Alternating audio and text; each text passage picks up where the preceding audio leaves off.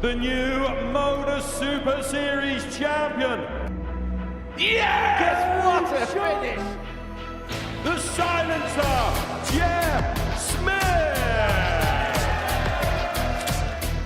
And it is.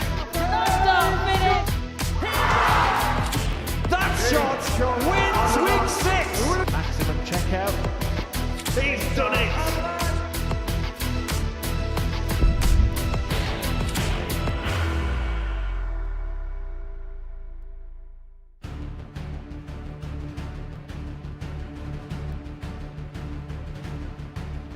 Oh, hello. Double 17. James on the second for the 154 Jensen Walker. for Jensen Walker. And it James on the beautifully fifth does. As Beaton needs a big E to bring us level, he gets it. 154. What are you, Mike? Celebrating a 161 is what he's doing. Warburton. A tricky tops. A terrific top.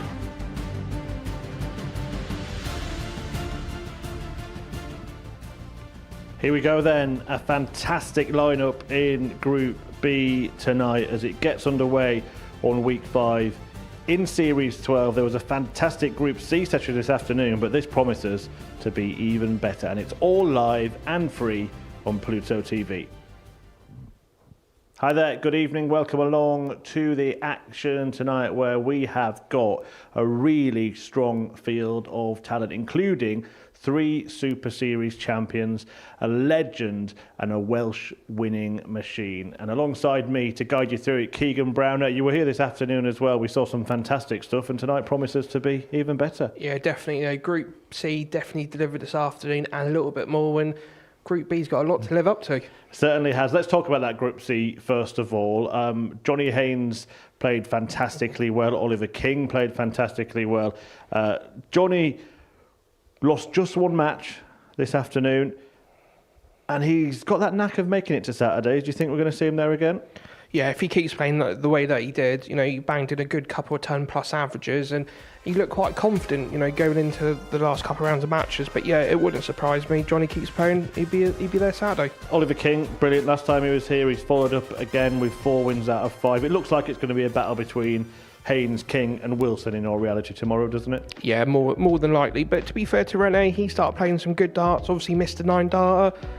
It can all happen. Darts can all change again. Well, 2 of those players will join Charlie Manby, who won Group A on Wednesday with a magical record-breaking campaign, the best ever Group A performance. But it's about Group B tonight. Steve Beaton, the former world champion, Mike Warburton, who's won plenty here at the Live Lounge, Conan Whitehead, Scott Taylor and Jensen Walker, all Champions Week winners in action in a mouth-watering group. Steve Beaton, though, is the player I'm going to start with, because if Steve Beaton's in the building, you should start with him, shouldn't you, Keegan? And he's come close a couple of times on this first foray into Super Series darts. Could he finally cross the line this week? Yeah, I think he can. Let's be honest, Steve's been a true professional of the word in the game of darts, and it'd be so fitting for him to get the title, to be back in for Champions Week. The bookies certainly think that he can, or certainly get through this group and win it as well, because he's a favourite to do so. 11-8. Mike Warburton 15-4, which means that the 3 Super Series champions are the 3 outsiders in this group. What do you make of that? It's a bit upside down, is it? I can understand obviously Jensen and Scott because they've not been at their consistency what we've found them to be obviously here at the Super Series, but Conan 11-2, I think that's a good outside punt. Who do you think is going to be going through from this group? I think if we're going to base it on the last couple of days from obviously Group A coming into Group B, I'm going to put my neck out, and I think the 3 that comes in tonight will be the ones to go through to Saturday. Big call. We will find out. The first match features Jensen Walker, who won Series 10 here at the Live Lounge, and Steve Beaton, of course, an absolute legend, made a couple of finals on the Super Series stage this year, hoping to go one better this week. And I had the pleasure of talking to the Bronze Adonis a little earlier tonight. Steve, welcome back. First of all, how are you? How have things been going since your last trip here? It's been a while since I've been down. It seems a while. Plenty of exhibitions on. Been on holiday as well. So, yeah, I'm looking forward to it. Now, last time you were here, you had a partner with Adrian Lewis for Team England in international pairs. It was a brutal way to go out, wasn't it? Getting 8 points in Group B, but not making it through. What have you learned from last time that you can bring with you to this week? Well, I've seen Adrian a couple of times since then, and we both just say that we just left it too late to get going and gel together, sort of thing. So I'm not bothered. We weren't that disheartened, really. We didn't play too bad. It was just getting in the swing of it. But yeah, I'm looking forward to coming back now and playing again. Obviously, it's singles this time and not pairs. You've been put in a group that's got 3 Super Series Champions Week winners in it. Conan Whitehead, Jensen Walker and Scott Taylor have all won the entire series before, so it's not going to be easy, is it? We might see a similar kind of group where somebody goes out with a big amount of points. Yeah, I mean, I've never had I don't think I've had an easy week anyway. Most of the time, it's always been tough. But yeah, when I seen the draw at the beginning of the week, because we don't obviously know till the beginning of the week who's playing and that lot. So yeah, I seen it was going to be a tough week. But yeah, I'm positive. See how it goes. You've come close a few times this year. This is the last series of 2025 now. What would it mean to you to finally cross the line this week? Yeah, I mean, first of all, obviously trying to qualify for Saturday. I think I've lost in a couple of finals, haven't I? 2 finals this year. So obviously it'd be nice to win one for a change. But yeah, I'm hopefully get there to Saturday first. That's the main thing, and then see what happens then. We certainly will. Good luck tonight. Cheers, thanks. Yeah, always fantastic to speak to Steve Beaton and to see Steve Beaton on that Super Series stage. He wound down for 2025, but it's another visit to the Live Lounge, and this could be his last of the year if he doesn't make it through to Saturday, or indeed doesn't make it through to Champions Week, which is something that he's hoping to do for the first time. Has lost a couple of finals, as he mentioned. Jensen Walker, well, he's won the big one, hasn't he? Series 10, the 18-year-old from Coventry, claimed the crown and is one of the 2 winners in 2025 so far. Jeff Smith of Canada, the other one. George Baker, the referee, getting ready to rule over the evening's action.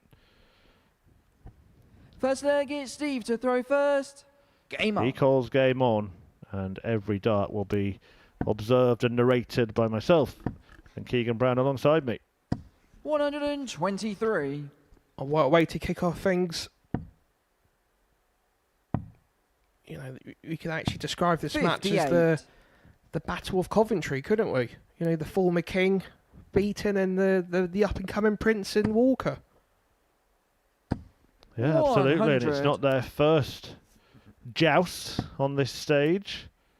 In Series 10, when Walker went on to win the week, they played in 43. Group A together. 3 meetings between them. Steve Beaton won them all. But it was Jensen who had the joy on the 93. Saturday night, of course, when he took the title.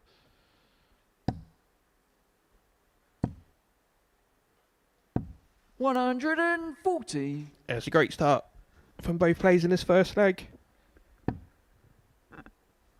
See, I always find it's always interesting to see how 59. the players from Group A obviously come into Group B and see. I always find it fascinating how they can get the consistency. 140. Steve, you require 126. So you're looking at 19s. So it's double 6. 114. Stevie B Jensen, you require missing the double. 120. Now Walker looking to shoot the Shanghai. Tricky. Could go bubble. Thought he might have been tempted. 60. Steve, you require 12. Game shot in the first leg. Steve Beaton. Steve will not be beaten in the opening leg. Holds his throat. Second leg, it's Jensen to throw first. Game on. Yeah, definitely a solid 16 dart holder throat. 140. Mike Warburton, Scott Taylor coming next. Then Conan Whitehead takes to the stage. 100. It was a wonderful afternoon, as myself and Keegan alluded to during the opening chat. 140. Haynes, King and Wilson all producing wonderful stuff. Rennie Idams, when he was good, and when he wasn't, he wasn't. 45. But he did threaten a 9-dart finish. Yeah, we also Bradley O'Connor 92. won back-to-back 180s. I don't actually think we won a game without having 180 at all.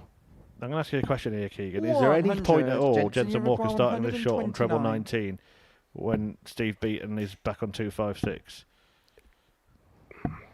57. It's a difficult one because to me, if he's that far behind, you'd always just keep throwing at the treble 20s. Like Steve Beaton did there. 180. Jensen, you require Now he's not that 72. far behind. There's a lot of pressure now on the 72. Oh dear. Jensen needs a button. 47. Steve, you require 76. Failed to find it. Should be 16. So it's double 12. I tell you what, that could be a happy accident because that tops was obscured by the dart in the 20. 64. Jensen, you require 25. These are the chances that Jensen needs to take. Double 8 to do so. 9. Not to be, and Beaton Steve, goes you back require 12. for double 6. The same double he hit to win leg 1 Game is shot in the second found for leg Steve 2. Beaton. And remember, he hasn't been defeated by Walker in 3 previous meetings, all of them on this Third leg, stage. it's Steve to throw first. Game on. He's doubled his advantage here.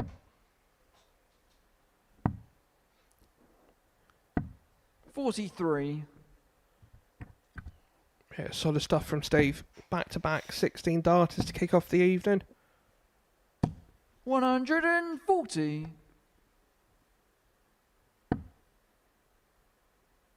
What have you made of Jensen Walker this week? What would be your 118. Just a bit of inconsistency where you'd have an absolutely fantastic leg. 180. And, you know, take this for an example. He missed a couple of darts in the previous leg to get back on, level pegging. And then he's kicked off this leg 54. 140, 180. Last time he was here, when he came to defend his title, he did go out in a Group B of Series 11, Jensen 100. Walker. And he was bitterly disappointed, very, very upset, almost inconsolable at not making it through to the Saturday night to give himself another chance at getting Jensen, to you Champions require League. 81. So it's a double 12 Game for shot 11 third dart leg, breaker Jensen throw. Walker.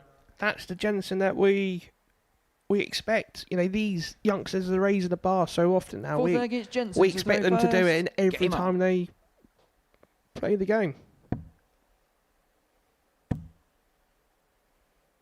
60. But there's been some times this week with Jensen where a bit of negativity's creeped through the game. 95.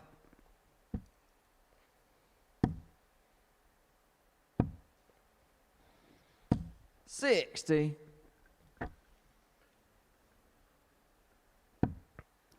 Steve would think it was a good time to potentially break the throat. 140.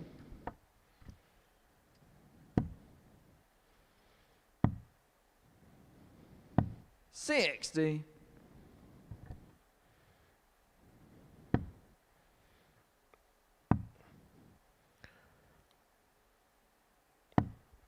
$46. Yeah, I don't think Steve appreciated that 7 there. 97.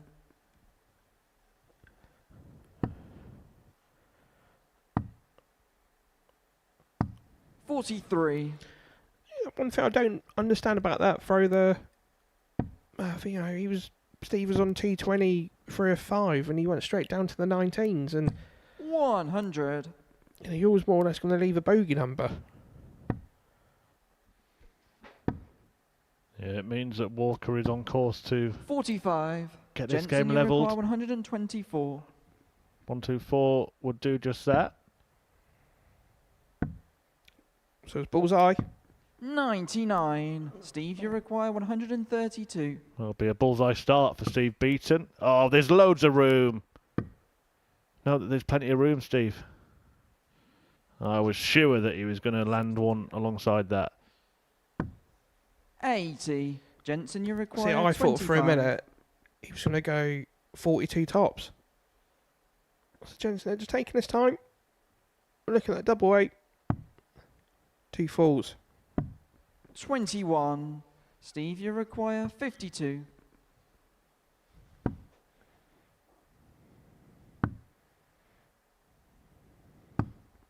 44. Jensen, you require 4. Looking at double 2, taking his time as we saw he did when he won the series. 2. Oh, and he can't find it. Steve, you require 8.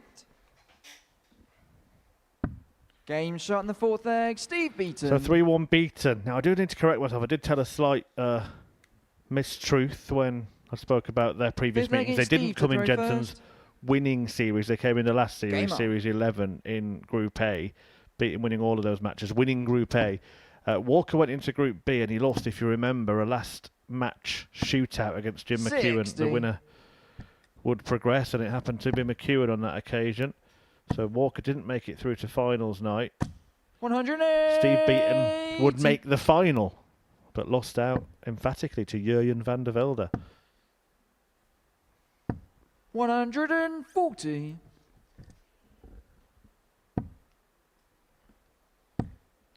180 start for Walker, but it looks like he's going to pretty much cut it in half. 97. Good last start just to stop that happening. It's a perfect first start from there, Steve. Looking to fill it up. 100.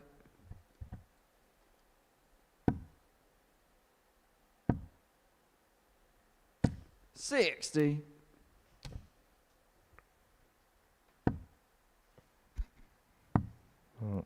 The leg that he won, Jensen Walker, was 93. Jensen, completed you in require 11 darts, 164. but Beaton's been allowed to win 3 legs in 6 visits or more. 64. Steve, you require 108. So for the match, it's double 16 to wrap up a 4-1 victory. Game shot and the match. Steve Beaton. And Steve Beaton does it with his highest checkout of the game, 108, to carry on this run of success against the 18-year-old. Jensen Walker goes down 4-1 to a very, very happy Steve Beaton. Average similar for both players, but 9 missed starts at double tell a sorry story for Jensen Walker. Coming up next, Mike Warburton takes on Scott Taylor.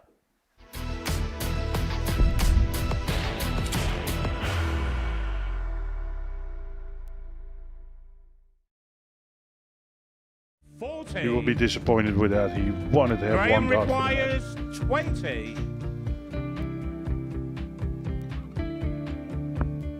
Graham Usher wins the first game of Champions Night, and it was an absolute ripper. He hit one of them on tops. He missed one on double 12. Which one is it? It's the hit. Outside opportunity for Andy Hamilton. Van der Velde should be getting a match start again here. He's already had one. Mr. Dart at tops for the match to win 4-1. And he Dart at double 16 gets the job done there for Jurgen van der Velde. He gets over the line with a 4-2-6. Did he go over tops, or did he just overshoot the single? Jimmy doesn't care. Jimmy just looks to eat this up to make the semi-finals for the second time. Adam Gablas has been eliminated.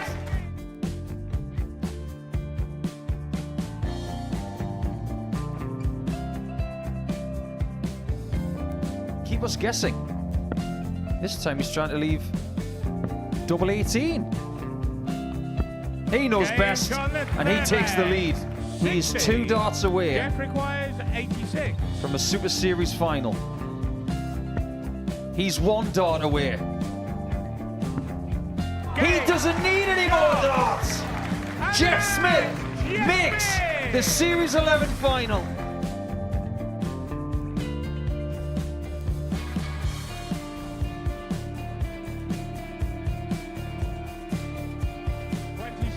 Is Usher losing his cool a little bit here? Oh, absolutely. Right now, I'd say the head's gone. And you don't have long to recover. It is very, very short format darts. Vansky's halfway to victory. He only needs 1 more. Jimmy Vansky is yet again into a Modus Super Series final.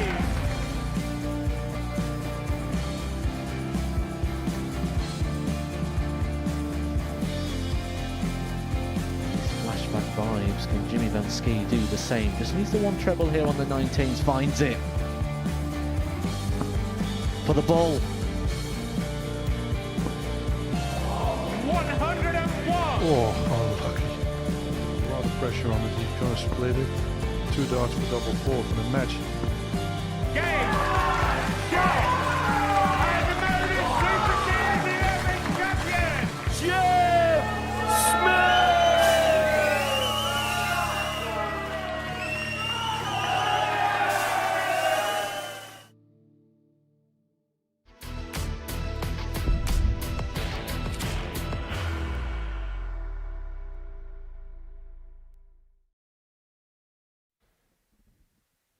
And welcome back to the Modus Super Series live on Pleo TV. We've seen the first match of the day going away with Steve Beaton with a 4-1 victory over Jensen Walker. You know, Steve's definitely laid down the marker for this evening. So we're now coming to the second match of the evening between obviously Mike Warburton, the Welshman, obviously Series 3 Week 5 winner, against Scott Taylor, the previous Series 6 champion here in Portsmouth. Yeah, it should be another decent darting duel. I expect every game in this group to be a similar kind of story. All players that are more than capable, as we've said, of not just winning through this group, but should they get to Saturday, there will be big contenders for the title, whoever gets there. First leg, it's Mike to throw first. Game on.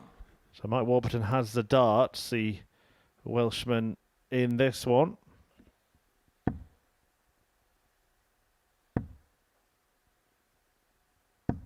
.41. But Scott Taylor. The one thing I will say is that when he was here in the previous series and went on to win his week, he wasn't that great Monday to Wednesday. He got better and better as the week went on and produced his best stuff in the semis and then the final. As he so often does, he's produced some remarkable final performances here. 60. Yeah, it's been a bit of an upside down week for Scott, and you know, very much like Jensen Walker, where you know they had the absolute 85. moments of spectacular stuff on the dartboard, and then it just winded off for a couple of games.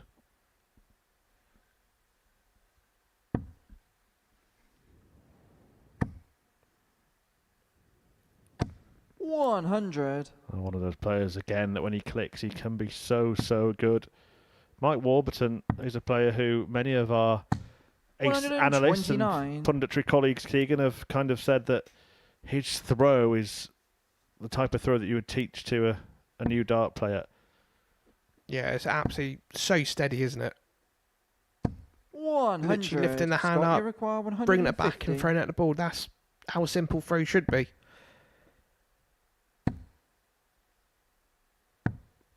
.94.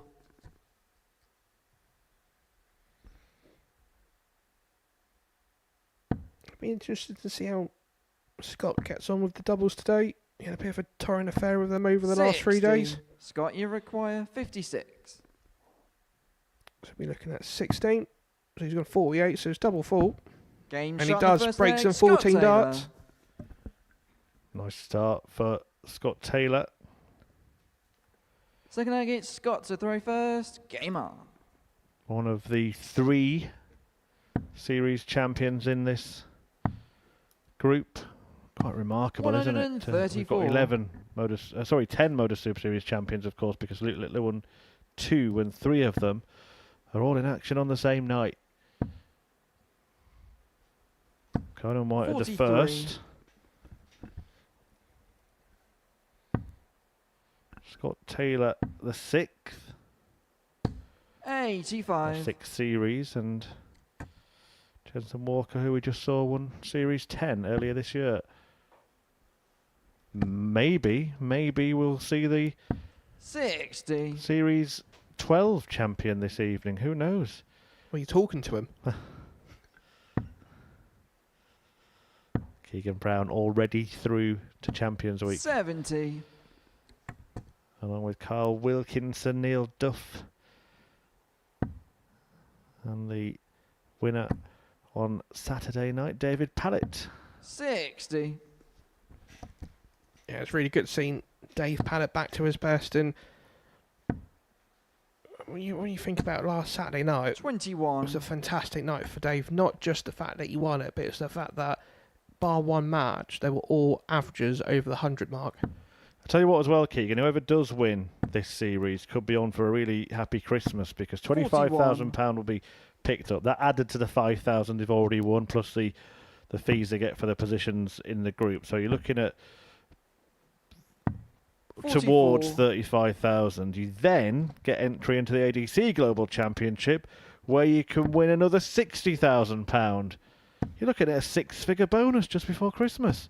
It's not bad, is it? Scott, you require 147. What a time to be involved in this wonderful game. Outside of the PDC as well. Who would have thought it? Who would have thought this? Who was looking at Bull for tops? 107. It's like Taylor's come out all blocks. Well, absolutely firing on all cylinders. And 59. To be Scott, fair, you Mike's require 40. I've really done a lot wrong, but Scott, Game shot. Brilliant Second performance leg, so far. Scott Taylor. Yeah, it's a very good display from Scott Taylor, but I would Third say leg we've is only Mike to throw seen first. Game on. 2 3-figure visits from Mike Warburton in the 2 legs so far. This should be a third. 100.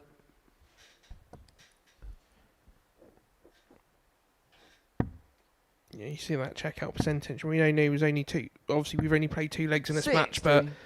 you know, like I said earlier, Scott has such a up and down relationship, should we say, with the doubles in the earlier part of the week.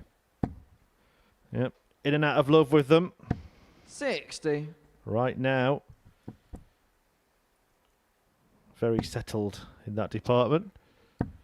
We have seen 60. potentially, we saw a leg earlier this week where Scott Taylor could miss fewer darts at double in this entire group than the amount he missed in one leg.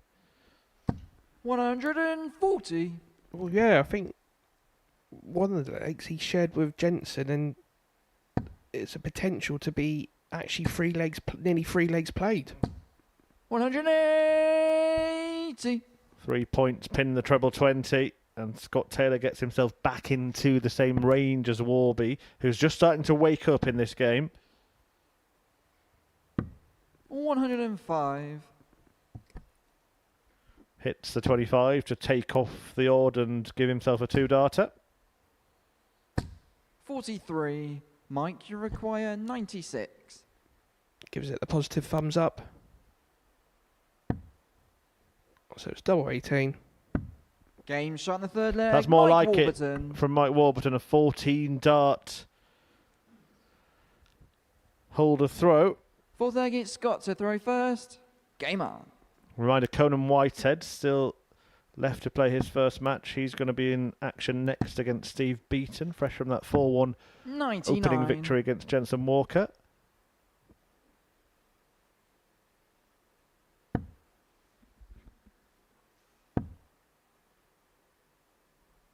$60.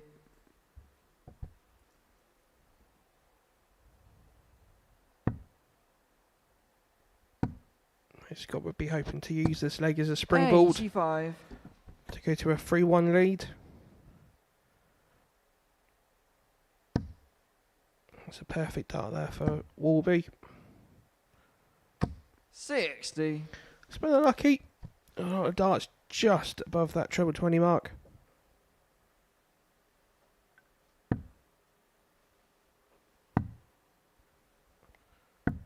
$57.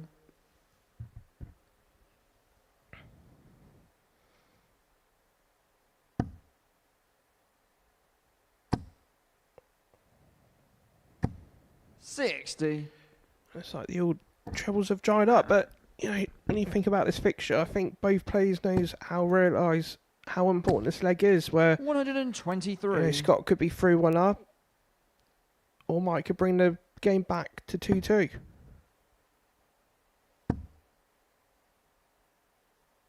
$60. Scott, you require 137. So it's 137. And it is, so it's double 10 for a 137. 117.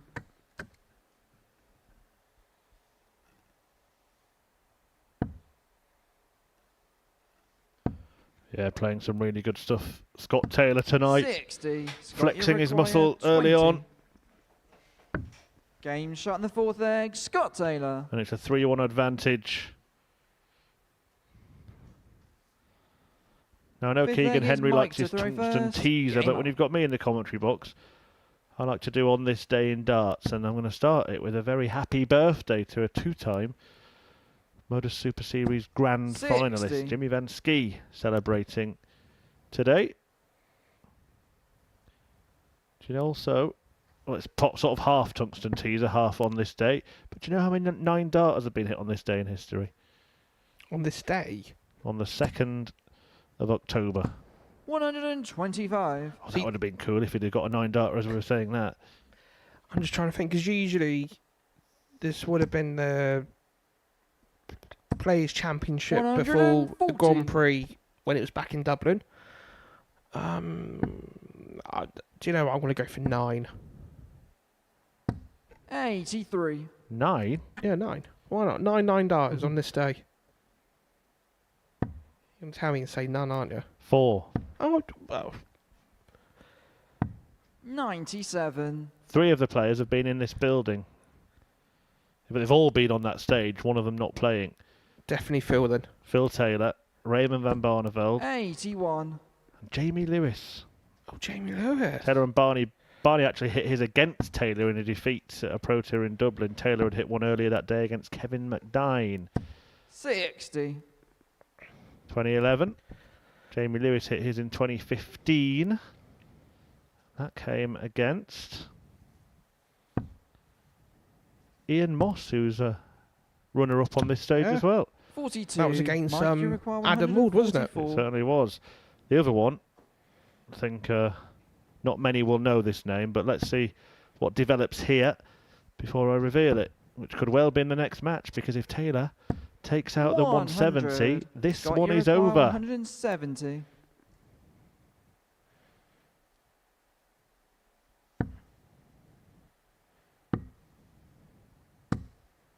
$95. Mike, you require 44. So Mike at 44. So it's 12 for 32. Back to 2 12s. And he does. Game shot in the fifth leg. Mike Warburton. And he does keep this game going, and that gives me time to Sixth inform leg is our Scott millions to of throw viewers first. that on this day, Game on. 20 years ago, Henk Westerhoff hit a 9-dart finish. He did it at the 123. Oost Open in the Netherlands. I'm sure it's not pronounced like that, but sounded good, didn't it? Was it done in a competition, or was it done like in this like a 60. Super League sort of match? So it is done in a competition won by Darren Webster, beating Co Stompy in the final. 40.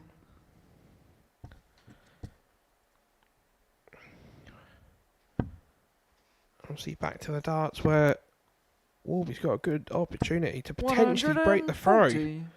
And he's doing well so far, but you feel, do you know what? Scott can just come straight back into action. 83. Lucky not to get the 1, 2, 3 there.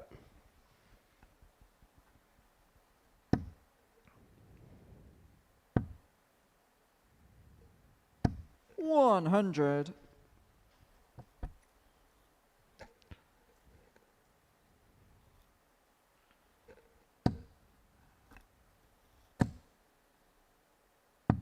$137.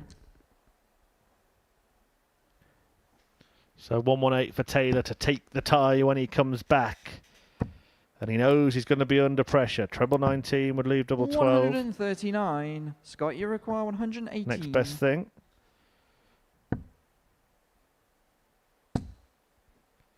Well, I say next best thing, but there could be an argument that Mike, he'd have you been require better off going for the 62. bull with the final dart of the previous visit, because it'd be a single to a double now. Now he needs 2 singles to get to a double. He's got 2, 46. but he hasn't got the double. Scott, you require 18. Be interesting to see what Scott does. Does he go for it?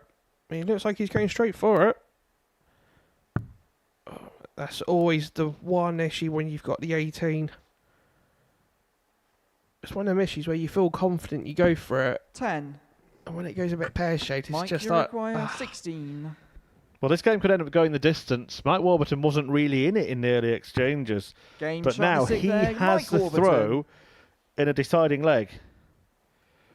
And Taylor will be feeling like he's thrown it away. 7th and final leg, it's Mike to throw And to first. be fair, it's been quite a level match because, you know, Mike's winning legs were 14, 18, 16, and Scott's were 14, 19, 100. 16. So there's only one dart difference between the two of their winning legs. 55.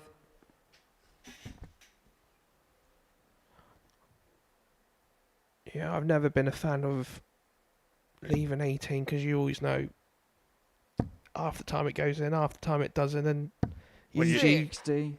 you're left on 9 after 2 darts. A man of your talent, Keegan, you'd have got the job done before you got there, wouldn't you?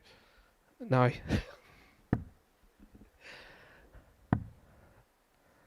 I'd always try to 46. avoid 36, 18 and 4. Double 2, sorry. Yeah, I've seen you avoiding those doubles quite frequently, actually. And then the other 17 around the board. 140. Warburton is making great headway in this curtain closing leg. 100.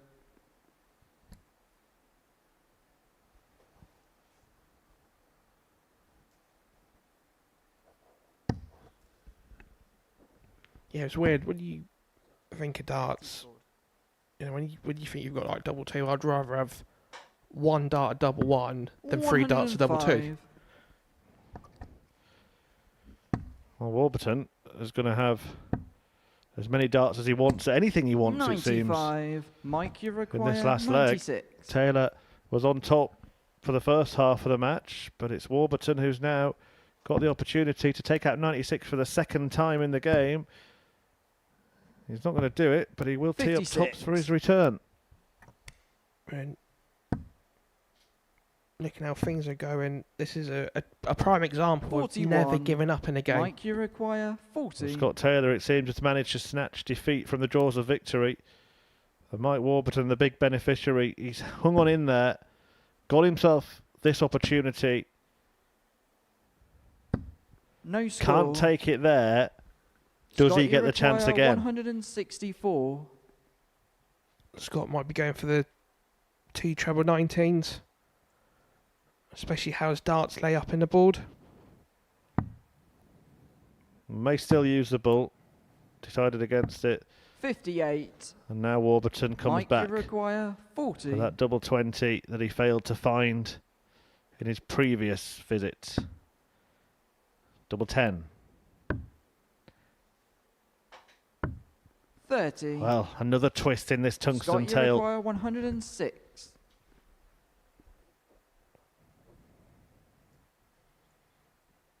Should be looking at treble 20. Cannot now finish. Can't finish. It's one of those dangerous checkouts, 106, isn't it? Because there are a few places you can go and there's always some jeopardy around 48. Mike, you For a minute, require I thought 10. Scott was trying to find Jeff Smith dart up on the ceiling. Double 5. Well, 6. it was polished by Taylor Scott, at you the start. require Warburton came 58. flying back. It's been a bit of a comedy of errors at the end. Who can fall over the line? Will Taylor take it eventually on double 10? 38. No. Mike, you require 4. Absolutely pure drama in the second game between these two. Sometimes misses make matches, and there have been plenty of those in this last leg. Mike 2. Warburton has squandered match dart after Scott, match you dart require after match 20. dart. I make that a dozen. In fact, I make it 13. Because he did, 13 match darts. No, it doesn't, because he split the 5. Game Doesn't shot matter and the how match, many, because Scott Scott Taylor. Taylor's hit the winner. Been a mess of a final leg.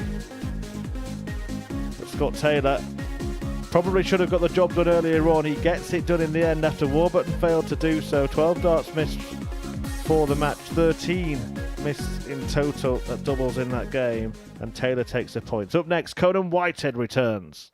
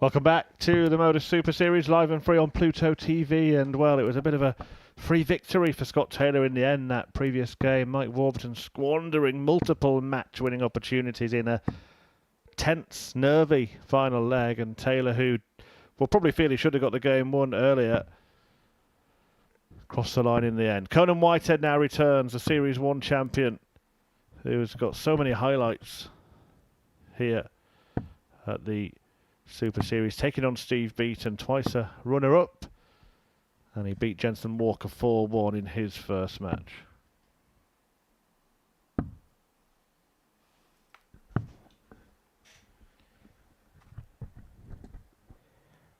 It'd be interesting to see how Conan gets on in this one, considering Steve's already played one game in the group. First leg is Conan to throw first. Game on.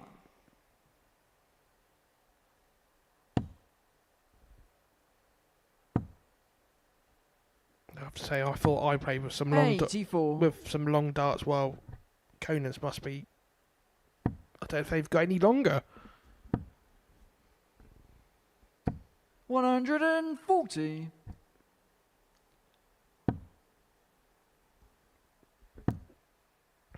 Look at the size of them points and them darts. 94.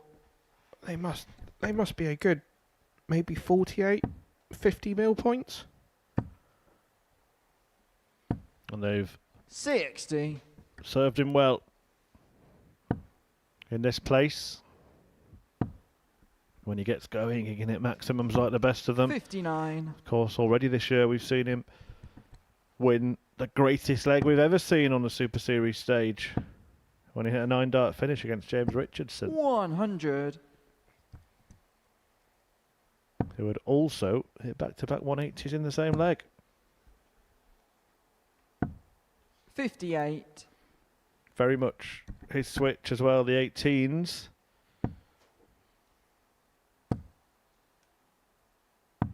$137.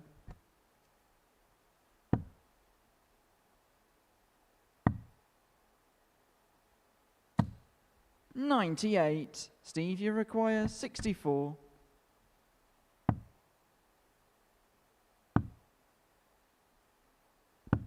$32.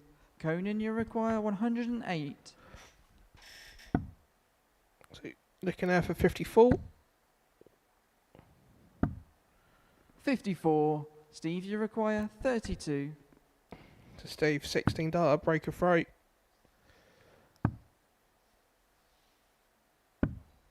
24. Conan, you require 54. So 14 for tops for the first leg. Game shot in the Whitehead first leg. Conan Whitehead. lands it. Holds his throw. Second leg, it's Steve to throw first. Game on. It's like what me and Laura was saying earlier in the commentary about Group C. 96. With darts as a whole, you don't relax until you've won a leg on the board, if that makes sense. Because 135. obviously you always believe in your ability, but obviously there's times obviously you don't win a leg, and sometimes that player doesn't look comfortable 100. until they've done that one feature.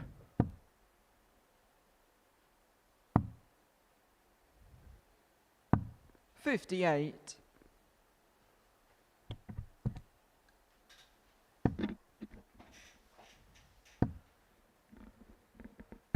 $60. Well, if you move them down a centimetre, he'd have got a 180 there. 54 scored.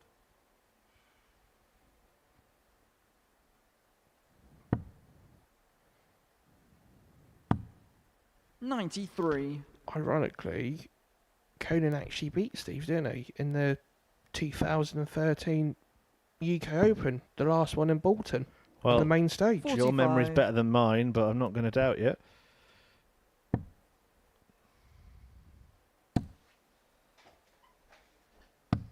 $177. Yeah, it's good darts there from Conan. That's a great opportunity here to break the throat. 81. Conan, you require 38. So will you go for it?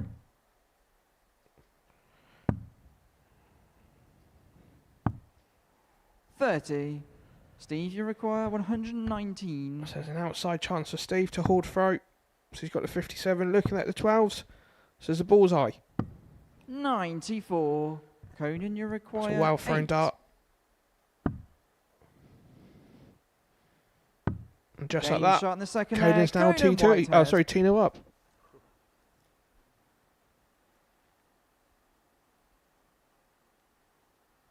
Third leg, it's Conan to throw first. Game on.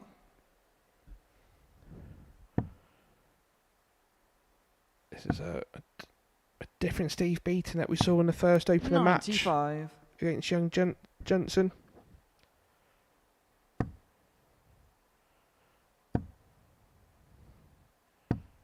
$125.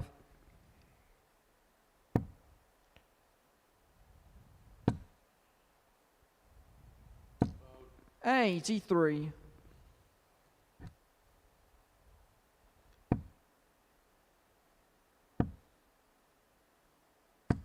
60.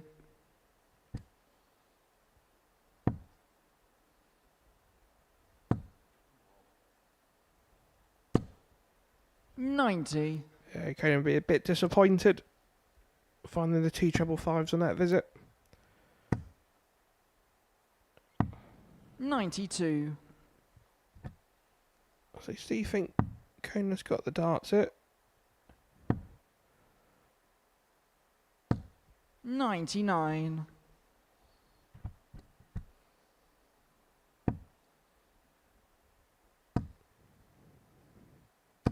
$60.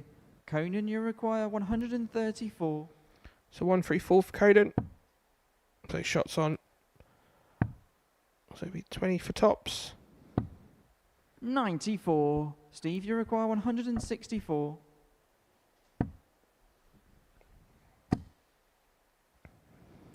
$100. That's a good ton that. Conan, you require 40. So Conan requires tops to go 3-0 up. 2 10s. Nah, it's definitely not in, Conan. I think that'll be a good marker. 30. Gone the wrong side. Steve, you require That's a 64. great opportunity miss. For Steve, 64. Double 16. And Game does. shot in the third leg. Steve Beaton.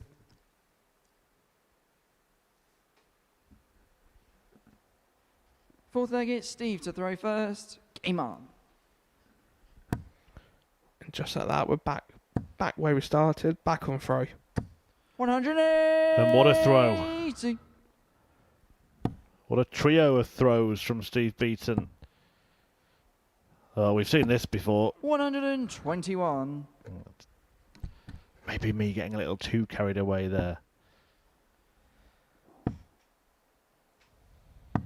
97.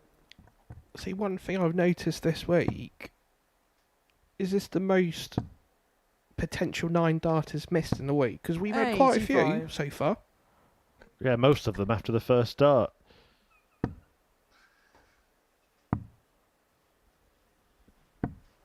$42.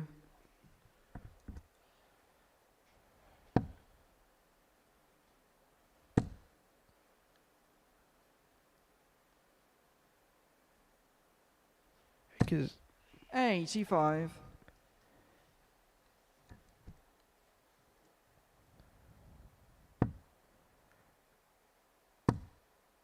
Steve's just struggling with the liar. 19. Yeah, not what was required, because not only is it only a score of 19, it still leaves him without a finish. So I think obviously Steve kicked off with a 180. 140. I know he finds himself obviously nearly 90 behind. So that's 49 left. 49 left. So he's going to be 9 for tops, 17 for 32. 117. All the three. Conan, you require Yeah, 70. 17 was the intended target. Whitehead is going to get a shot at a double here, barring a disaster on the singles. And he Game pins that shot in double the fourth and leg. punishes Conan Steve Whitehead. Beaton for that sloppy end to that leg. Fifth leg, it's Conan to throw first. Game on.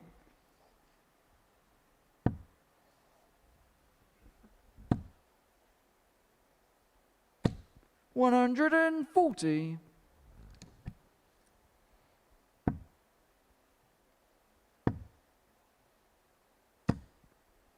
$41. And the sloppiness continues here.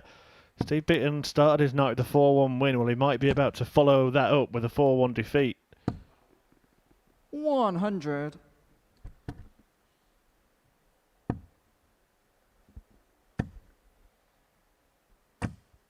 $85. That's the beauty of the Modus Super Series point system, where 97. you know, you 4-1 previous victory, lose 4-1, and you're literally back to square one again, aren't you? 45. Conan, you require 164. So it's 164 for Conan. Probably looking at 18s. 43. Well, we can't say this leg's over just as actually well known what happened in that previous match in the deciding 60. leg. Conan, you require 121.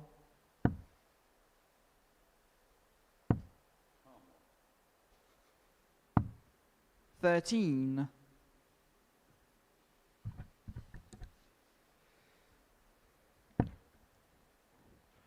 So to try and stay in it, Steve Beaton trying to put some pressure on, 100. only manages Conan, to you leave require 108. the maximum checkout and will only get a go at it if Whitehead can't check this out.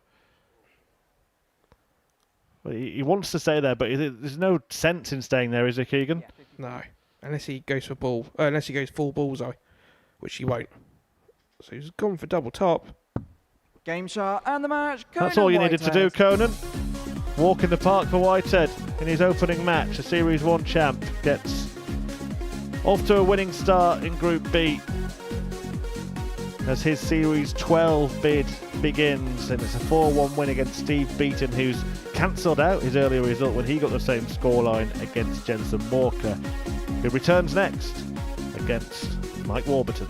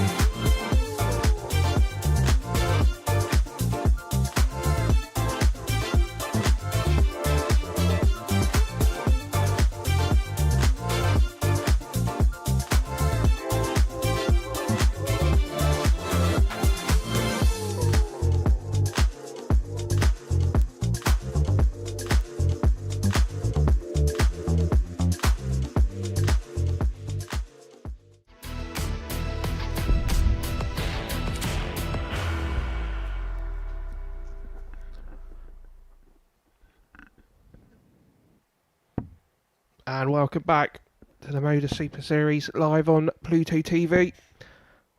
We're now returning the action back to the fourth game of the evening. And you feel, even though we're quite early on in this group, it feels like it must be a must-win game for both Jensen and Mike. Yeah, and for different reasons. Warburton, because he will feel like he should have won his first game. He should already have points in his pocket when he missed a dozen darts to beat Scott Taylor. That would have been a brutal bruising that he's been trying to recover from in the practice room since. And Jensen Walker was beaten up by Steve Beaton 4-1 in his first match of the night. And such is the quality in this group. I don't really think anybody can afford to get to the halfway stage of the night, that the quarter-way stage First of leg the is group without a Jensen point to the throw name. First. No, definitely not. Game on.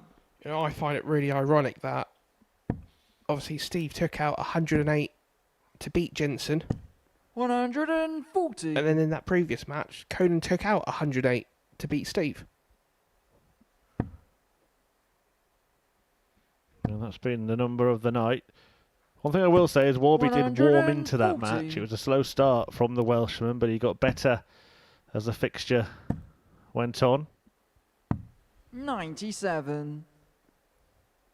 You know, I think it's one of them things where, especially in the last leg, it's where you don't want somebody right on your toes, but I think sometimes you need them near you, because I think concentration 140. comes into it. When you know you've got, you know, a good 6 or 9 darts, that's when people start, 100. you know, go wide bay, don't they, for the doubles and such.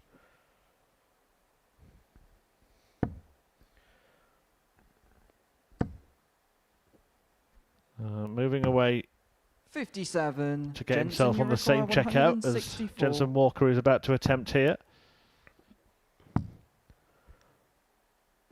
58. Maybe Mike, a bit you of greed in require that shot. Had the second 164. dart been at the bull at 25, would have left him on a 2-darter. We saw Scott Taylor come a cropper on 106 earlier this evening. 140. Jensen, you require What's your preferred starting 106. point on 106? Keegan, it's one of those, isn't it? One of them? And one of these. Game shot in the first leg. And that Jensen 106 Walker. is made to look easy by Walker, who cleans it up with little trouble. Second leg is Mike to throw first. Game on. Yes, it's a bit of a weird one for me, because some strange reason I like utilising 60. the treble 19s or the treble 17s, and obviously if you miss a 19 for 106, you know, you've 100. ruined the throw.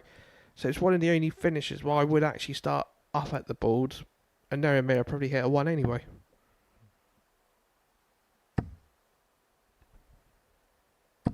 $60.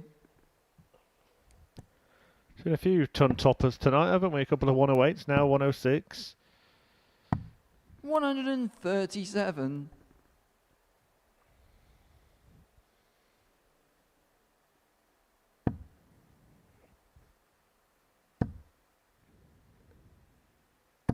Thinking how close we could get to having a sort of champion of champions event. The Luke Littler winning 41. poses a problem because it's going to be a while before he's allowed back here.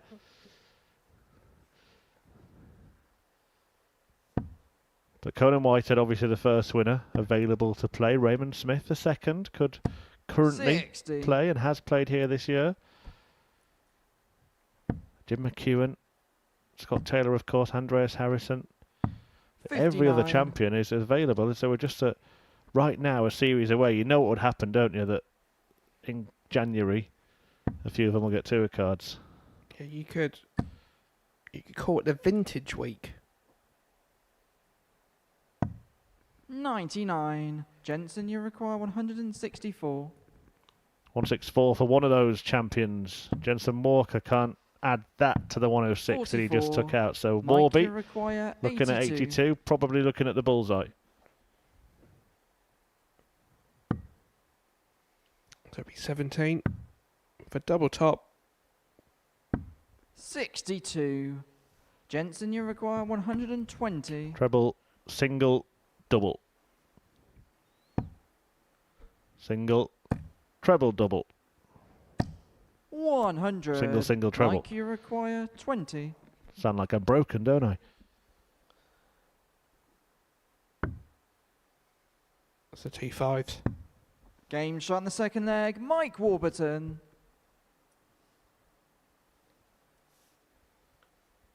Third leg is Jensen to throw first. Game on. Yeah, Mike would be happy with that holder throw there, because we see it so many times where that double 96.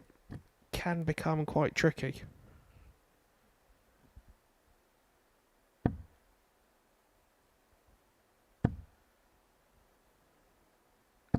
$100.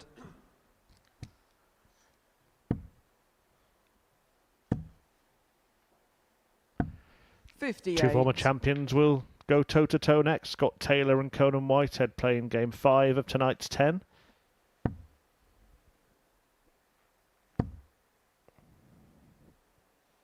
$60.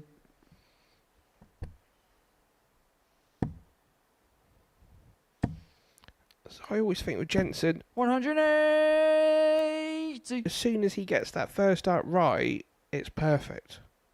And when it's a couple of millimeters off, it goes back 60. that consistency Jensen, key you require over the last week. 167.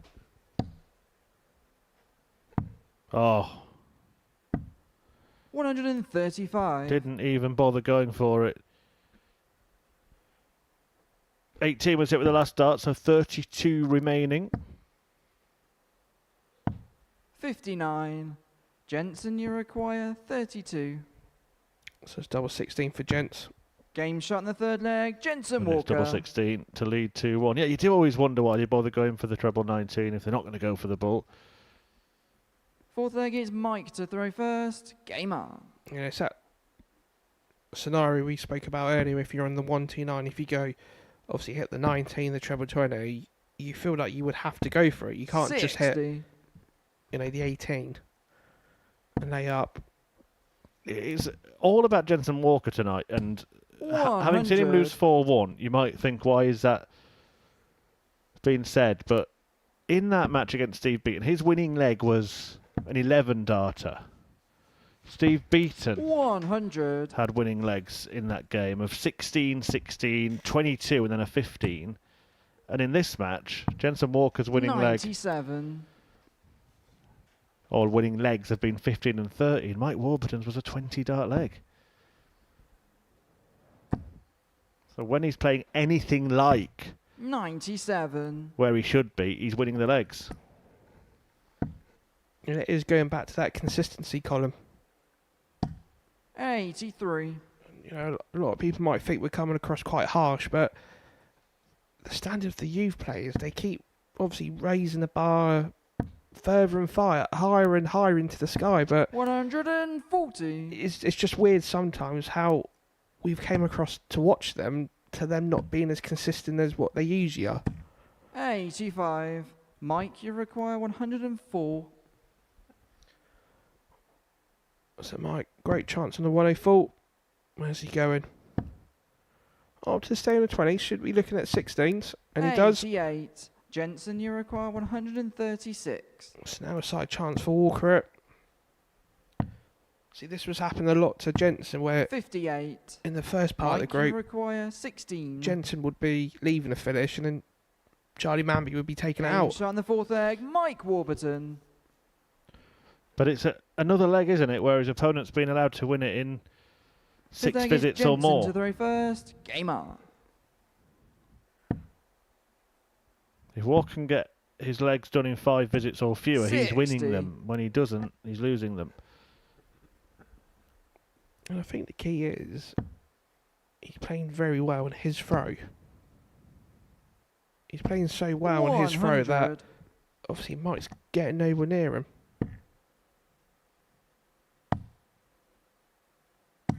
$134. That's a good cover shot there from Jensen.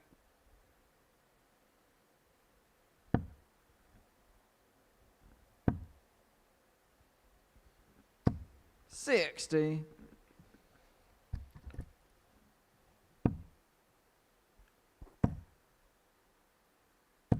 $100.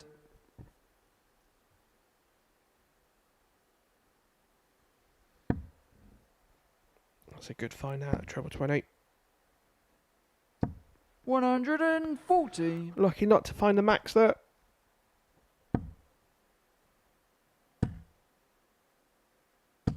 $100.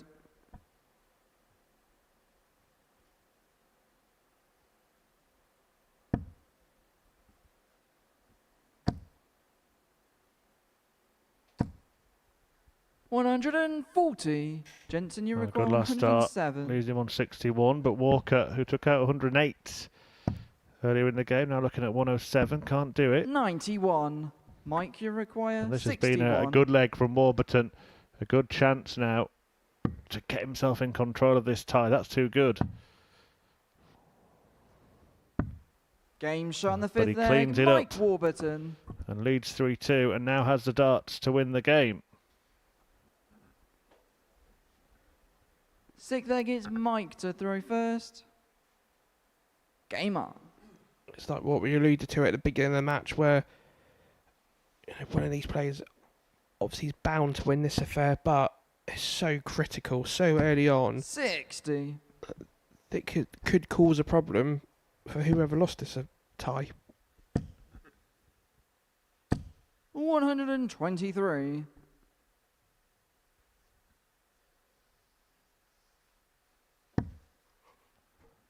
Perfectly pitched first start, followed by the second. Always going to be a maximum. 180. We always say darts is all about timing. 60. Yeah, really has put his foot to the floor here, hasn't he, Mike Warburton, in what's been a high-quality affair, this. Just doesn't want to have the same 100. struggles at the end of this leg that he had at the end of the previous match. 140. Mike, you require 161. 6 starts from 161.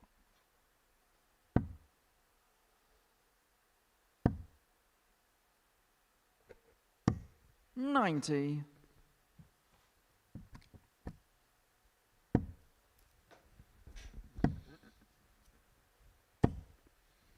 $138. Good pressure Mike, dart you that. require 71. So Mike Hurt, 71 for the match. So he's going to go probably 14 tops. So it's double top. 31. It's another match start Jensen, miss. you The require tally's racking 40. up for the evening. And Walker can step forward and take back control here. Game That's shot exactly the what he sixth leg, does. Jensen Walker. Forces a decider in which he has the throw. Seventh and final leg, it's Jensen to throw first. Game up.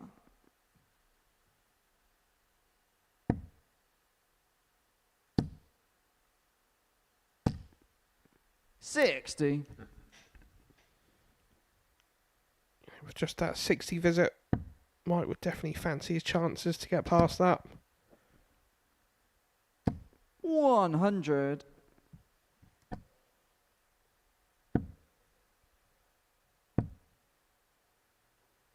$85. Lucky not to hit more in that visit for Jensen.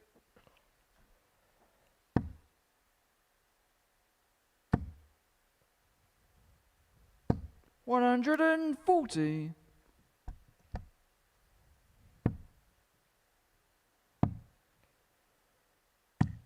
$53.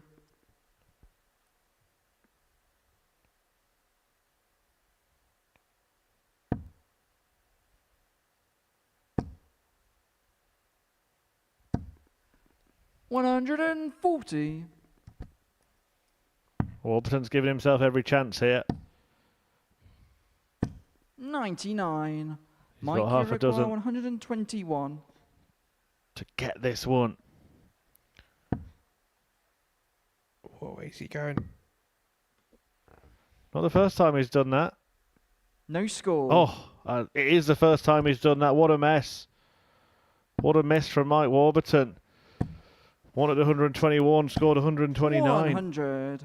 Mike, you require 121. So coming down to a finish in 12 darts.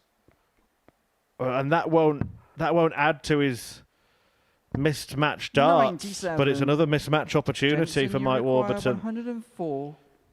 And you know, as a dart player, this is going to go.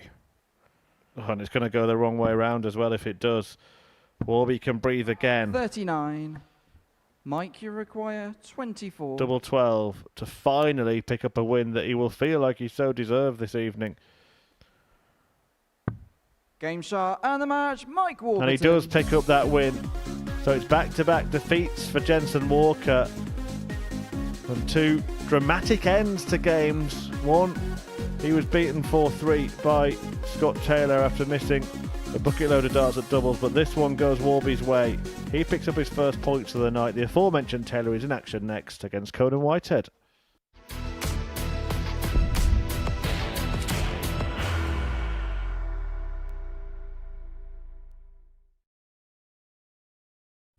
You will be disappointed with that. He wanted to have Graham one dart for the match. requires 20.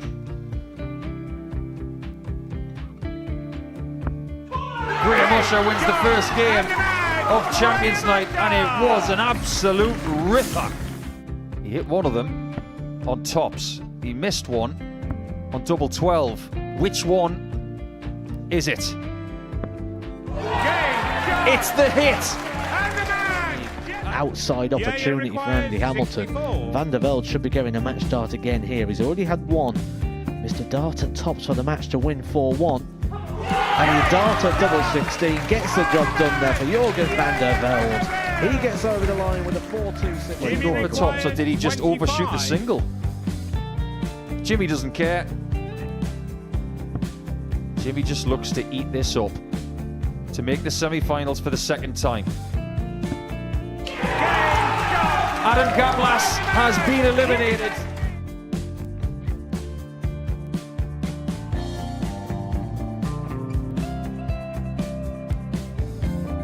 Keep us guessing. This time he's trying to leave double 18. He knows best, and he takes the lead. He's 2 darts away Jeff requires 86. from a Super Series final. He's 1 dart away. He doesn't need any more darts. Jeff Smith makes the Series 11 final.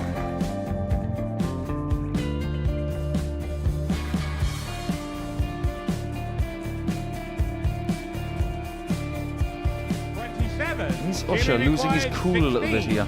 Oh, absolutely. Right now, I'd say the head's gone. And you don't have long to recover. It is very, very short format darts. Vansky's halfway to victory. He only needs 1 more. Jimmy Vansky is yet again into a Modus Super Series final.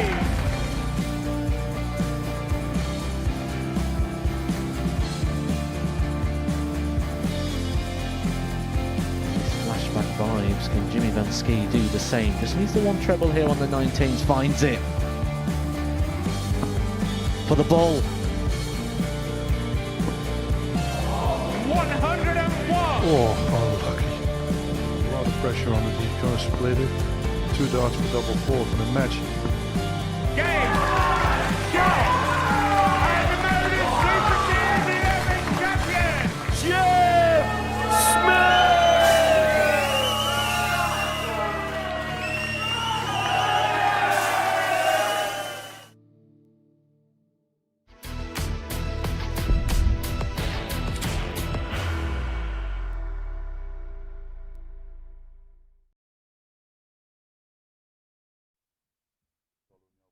Well, it's a clash of Super Series Titans now as we approach the halfway stage of the night's action. Scott Taylor, the Series 6 champion, takes on Conan Whitehead, the first ever Champions Week winner here at the Live Lounge in Portsmouth, UK. And both of them tasted victory in their opening match of the night. The winner of this one will be the only unbeaten player in the group. And will be top of the table come the end of the encounter. Whitehead did it rather more comfortably, a 4-1 win against Steve Beaton. Scott Taylor pipped Mike Warburton First leg is Scott to in throw a first. nervy last leg Game decider. Beaton did get a win earlier tonight against Jensen Walker. He's also just been beaten by Warburton and remains at the foot of the field without a point to his name. 60. But this one could be very, very tasty indeed.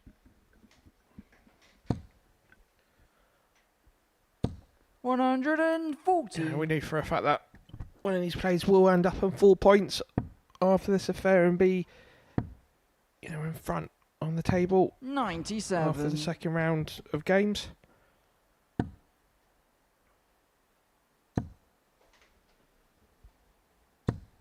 $76.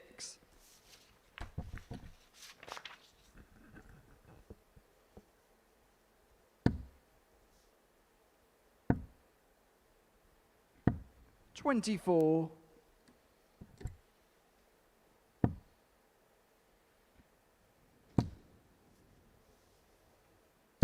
100. We're making good progress against the throw here, Conan Whitehead. 100. As Taylor struggles to really land a glove on him in this opening leg. 95. He will come back for 90 to break. Under what pressure? 123. Plenty of Conan, it. You require 90.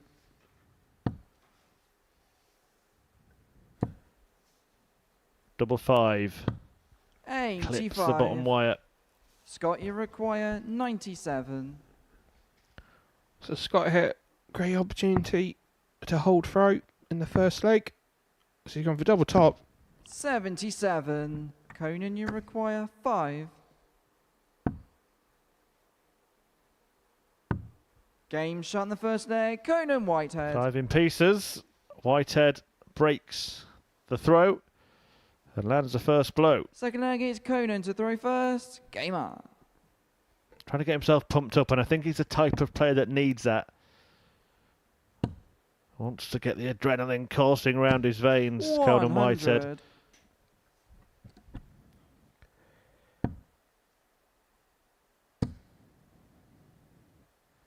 60.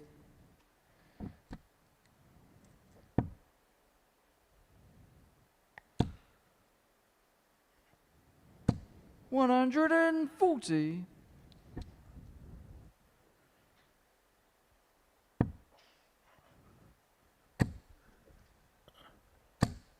180. Good ask there from Scott.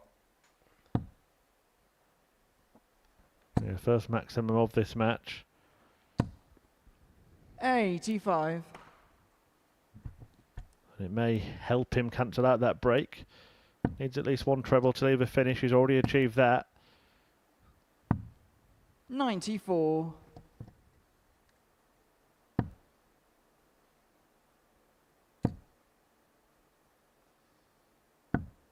58.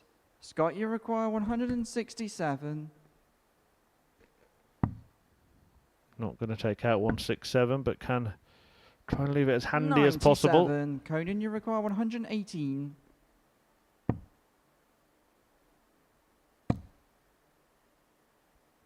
Whitehead 58. will give Taylor Scott, the you opportunity require at this 70. 70. So 16 for double top. 50. Conan, you require Once 60. again, it's the doubles. How much can he see? Well, probably less than half. 20. Scott, you require 20. Game shot in the second leg. Scott Taylor. shares. As Taylor, Conan leg White's is having a little Scott look at to the throw camera as well, a first. little Game smile on. at the camera. He started that trend, didn't he, Keegan, that the Conan stare. 42. A few players have done that. To be fair, if you've got Conan staring at you, it's not going to be good news, is it? 60.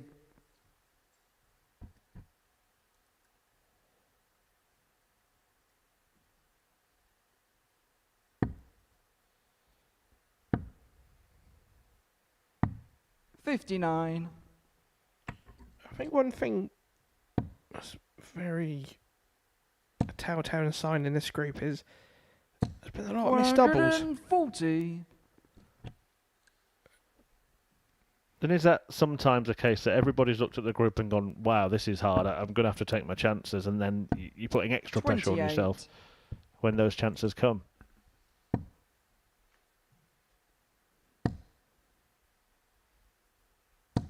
$60. You often see it, don't you, when one player has a bad visit, the other one, they sort of try to get themselves so determined and up for the next one and end up following suit. And as soon as one goes 140, 100. the other will follow.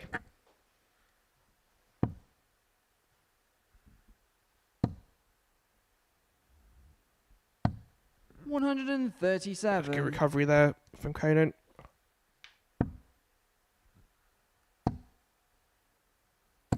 $60. Conan, you require 104. I think after the second round of action, so far it's not a clear. Maybe he's really running away with the group.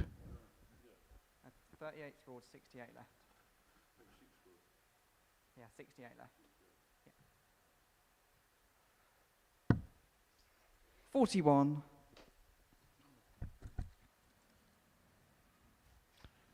Oh, it's another break opportunity when Whitehead returns. 140. Conan, you require 63. And he can take it on double 12. Game Nicely shot in the third done. leg. Conan Whitehead.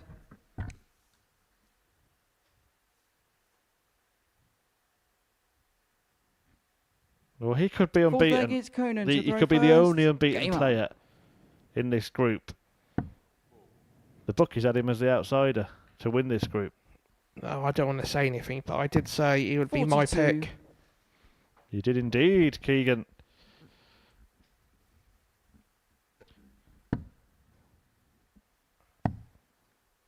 Brilliant pundit, brilliant player. 134.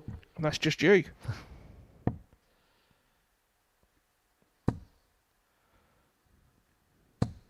$85.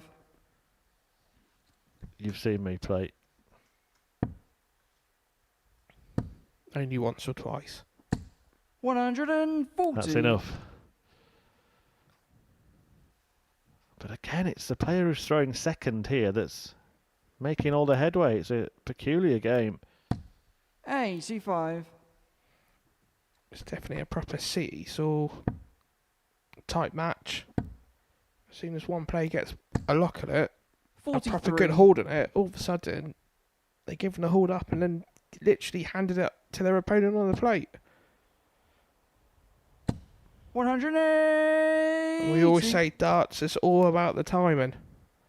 And that 180 couldn't come at a better time there for Whitehead. 60. Conan, you require 109. Well, holding your throw could be the key to winning this match. 40. The last dart just Scott, you gives a require little bit more 124. optimism to Taylor.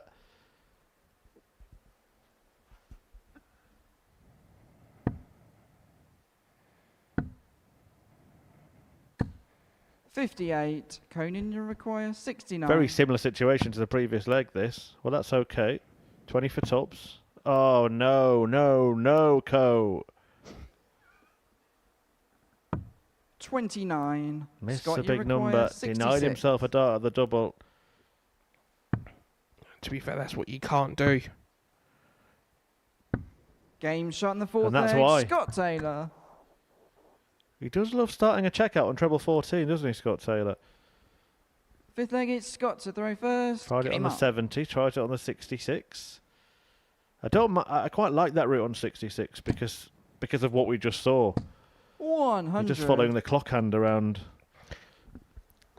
See, it's weird because when he's had that shot previous tonight, he went for the obviously treble 14, hit the 14, 60. but then he's gone for 20 and missed 32. At least then it gives you multiple options at multiple doubles. 140.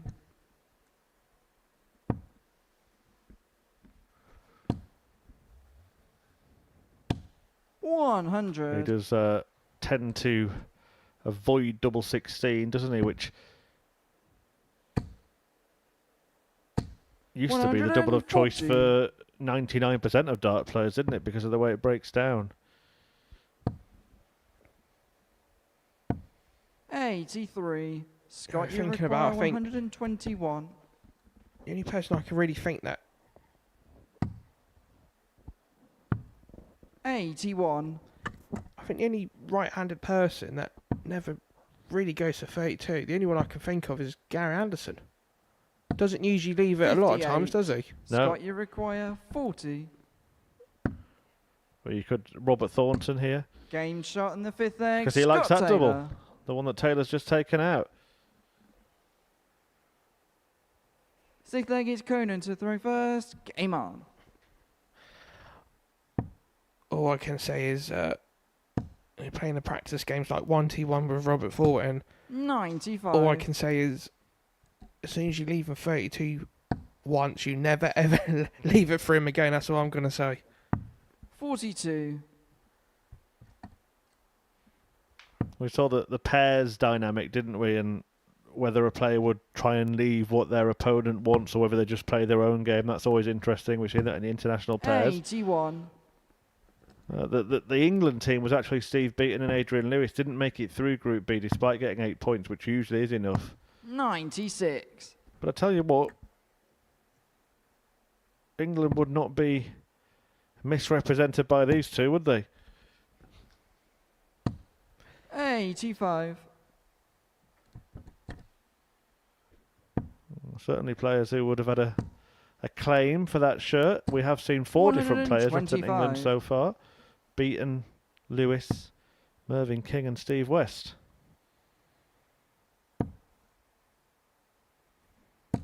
$140.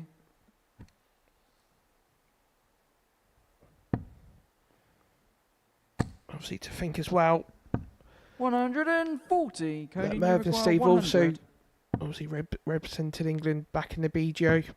Game shot in the 6th leg. Conan Brilliant Whitehead. from Whitehead, tying this one up at 3-3. Taylor's been here before. 7th Tonight and he final got a leg win is against Scott Mike to throw Warburton. first. Game on. I thought he was going to go for me then. 180. Everybody at home thought the same. But it's Taylor who lays down the gauntlet 41. with a perfect opening visit. And, well, that slipped out of his hand. Maybe just a bit of moisture on the palm there or the 26. fingertips. Whitehead left wondering what went wrong. 78.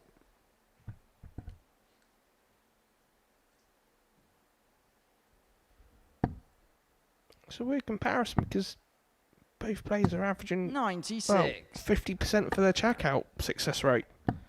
So to me, it just seems to me that sometimes the scoring just slowly disappears. 100. Yeah, absolutely. There've been a few one-sided legs, haven't there, in this game? And now we're seeing another one here. 121. Probably won't get the chance to alter his checkout success because Scott Taylor, he's on a more than makeable finish. 100. Scott, you Obviously, require what Scott 78. doesn't want to do is do what Mike did to him and couldn't hit the double. 38. Well, he hasn't yet, but it doesn't matter yet because Conan Whitehead can only try and pile on the pressure, and he's started on the ball there. 64. Scott, you require 40. Not sure why. Game shot. And Maybe the he match, thought the Scott game was up and he Taylor. was right. Taylor takes out tops to make it 2-4-3 wins in a row. And with it, he tops the table. He's the only player yet to taste defeat in this group. He's top with 4 points. Whitehead, Warburton and Beaton all have 2. Jensen Walker yet to get off the mark.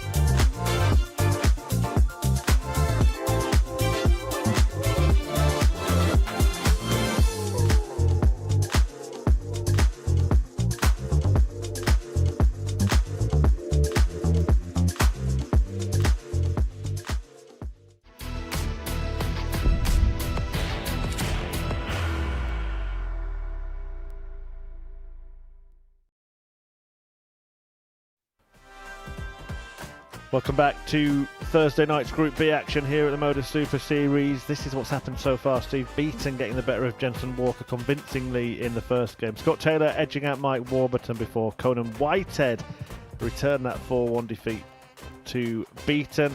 Warburton then beating Walker in the last leg decider, and Scott Taylor winning the 7th leg against Conan Whitehead. And that means that Taylor is top of the table after all of the players have played a couple of matches. He's yet to lose. Whitehead, Warburton and Beaton all have 1 win to their name.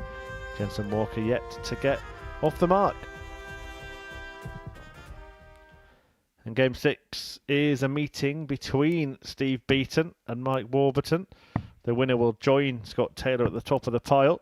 Taylor will then return to face Jensen Walker before Warburton plays Whitehead, Beaton plays Taylor, and the last game of the night will be Whitehead versus Walker. We're with you until around 1 a.m. Do stay with us. Plenty of other stuff available. First leg is Steve to throw on the first. 24-hour Modus Super Series Darts channel on Pluto TV. Steve Beaton's going to be joining you again just when you 100. thought you'd had enough of the Bronze Adonis. I mean, I don't think anyone's ever said that sentence.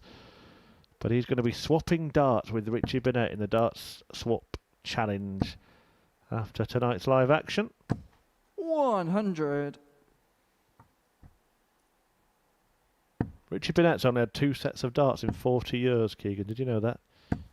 83. Really? So he says. What, as in he's only played with 2, or has he had 2 sets made and had multiple? 100. Do you see what I mean? Yeah, I didn't go into that amount of detail, but he said he's had the same set of darts for about 38 years, and then the last couple of years he's had another 59. Yeah, but then you look at Trigger with his broom. Yeah, quite.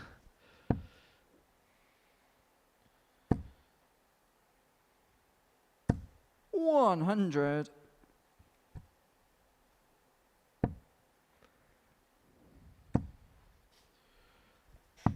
Obviously, 99. with the challenge with Richie and obviously Steve coming up later this evening, is it the first time where we've had ex-world champions swapping equipment together?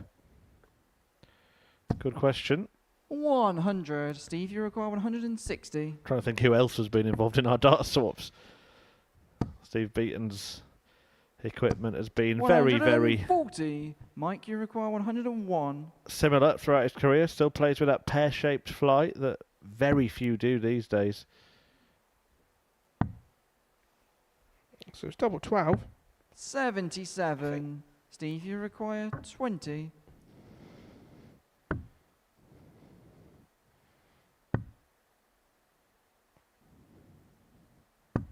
$10.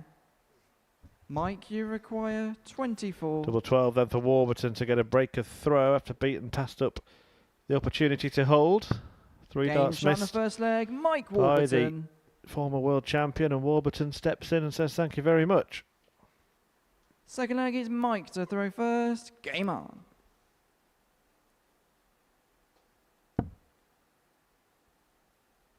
New shirt, isn't it, from Mike Warburton? I've not seen this 100. garment before. Very smart, isn't it? 140. Yeah, thinking about the all pear shapes, I think the only 3 people I can actually remember being, well, playing in the last 10 years. 140. Obviously, Steve, Glenn, and Adam Warner. They're the only 3 people I can think of that would use that sort 45. of pear or oversized pear-shaped flight. At least consistently. Yeah. You get the odd player who would tinker from time to time. I'm sure that Peter Wright's probably used a banana-shaped flight at some point. 81.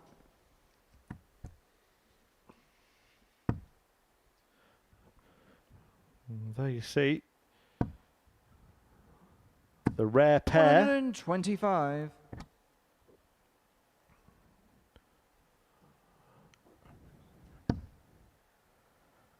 I think that's what, I love.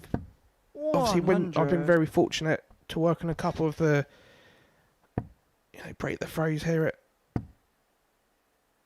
Modus Super Series, 55. and it's so Mike, interesting you require 80. that every single dart is different in every single way. I've not came across somebody that uses a similar dart with a similar stem or a similar flight. Game shot in the second leg, Mike Warburton. Well, that was perfectly picked off by Mike Warburton.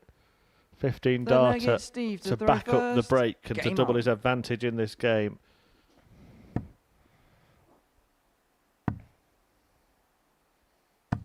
$134.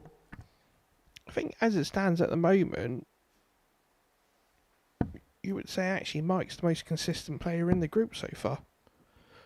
Yeah, the only reason that 100.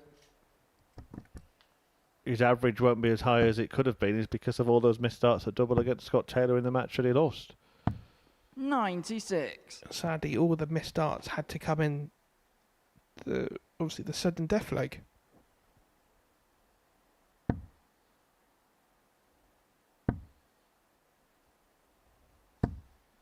$60.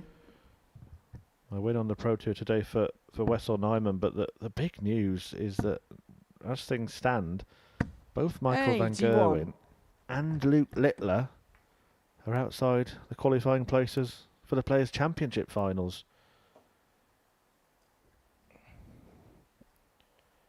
You'd have got a big price on that at the start of the year.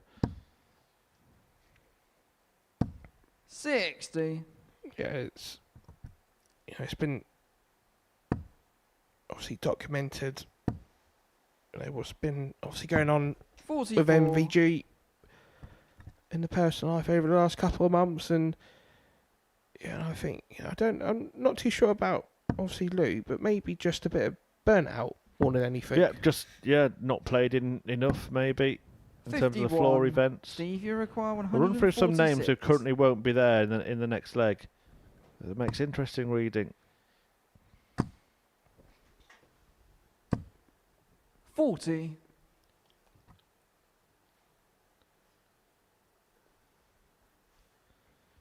Beaton on 106 to try and halve the deficit in this game.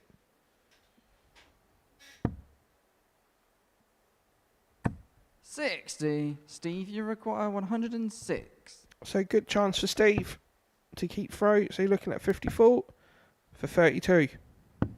74. Mike, you require 170. We're going to see the big fish, the Warburton whaler. Well, no is the answer.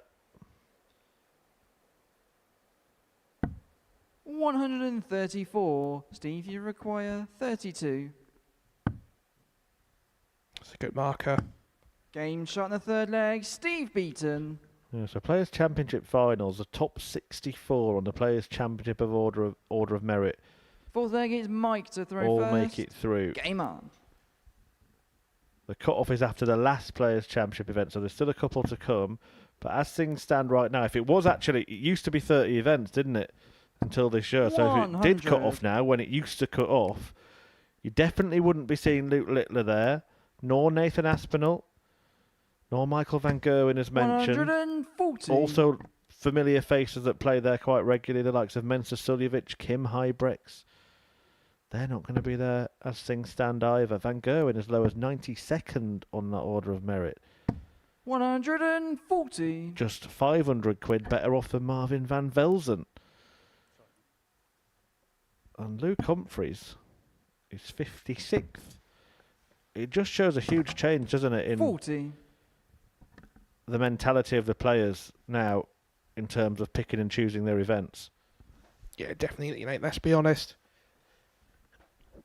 If you've got 52 weeks of the year and there's a potential you could be playing anywhere between 40 and 48, or even say 35 to the end of the year, you're going to have to pick and choose because you only burn yourself out, and when you burn yourself out, you don't produce the best. 43. Mike, you require 121. Warburton producing near his best in this game, an average of 95.5.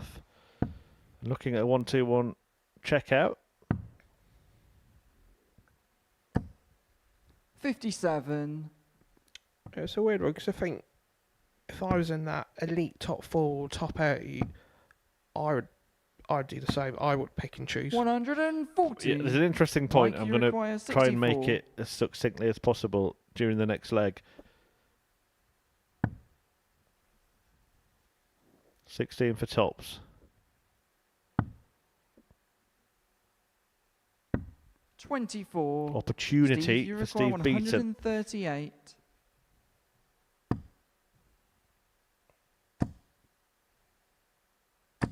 $100.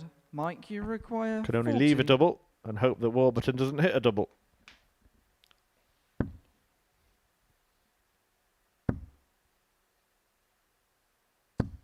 No score. Steve, you require Which he hasn't done. 38. Game shot in the fourth leg. Steve Beaton. Steve splits, Steve hits, Steve levels. Yeah, the point I was going to make, Keegan, Steve to throw first. Game on. the easy thing, the most sensible advice to those top players would be do your bidding early, playing as many of these Players' Championship events at the start of the year as you can. The problem for them is that lots of them are in the Premier League. So they don't want to be playing all those events at the same time, and then they end up leaving it too late. And I think that's why we're looking at the likes of Littler, Van Gerwen outside the qualification places, Humphreys only just in them. 85. For avid fans of the Super Series, and you know, plenty of Super Series players were part of the new Q School intake. Well, the likes of Adam Lipscomb from here in Portsmouth is set to make his debut in that tournament, 140. along with Justin Hood, Cam Crabtree. 100.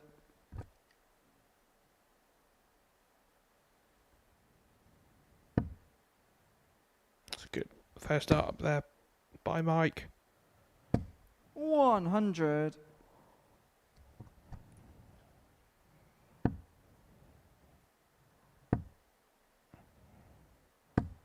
60. Mike, you require 161. So 161 to break the beat and throw. Can't do it this time. 45. Steve, you require 116. Same equation in front of both players. Has to hit a treble 20.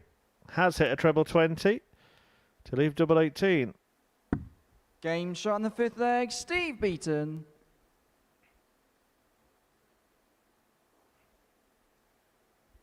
Sixth leg is Mike to throw first. Game on. So far tonight, it's the highest checkout that we've seen of the evening. 100.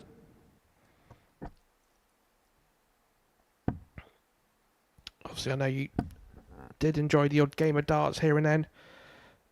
Did you ever 41. tinker around with equipment? Enjoy is probably the wrong word, Keegan. Yeah, because I convinced myself that one day I would find a set of darts that would actually make me good. 100. And You're still hunting for them now. yeah, Yeah. 83.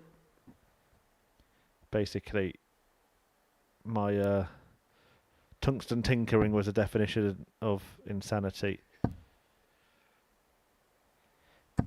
60. It's not the darts. And you know what? That's so true. So true. You see so many youngsters nowadays where 100. they would get, you know, let's say a well-known top 8 dart player's darts, and then within 2 weeks they get another set, and then another set, and another set, and What you find yourself doing 85. actually is then getting that player's darts and trying to throw like that player. 60. you know, that's all. Mike, be honest, you when require 156. back in my younger days, everybody wanted Phil Taylor's, you know, Phil Taylor, the long dart, and then everybody always tried to throw like Taylor. 80 scored. And I think one of the reasons that so many youngsters are rapid fire now is because they grew up watching Michael Van Gerwen, 100. Adrian Lewis, etc. Well, this game looks like it's going the distance, and we've seen that happen on several occasions already tonight. 59. 3 of the Mike, 5 you require fixtures have gone all the way. 56. This could be 4 of the 6. Oh, that's a bit of a disaster for Warburton. Should have had 2 darts at double, will only get 1. Only Game needs shot on 1. the 6th leg. Mike Warburton.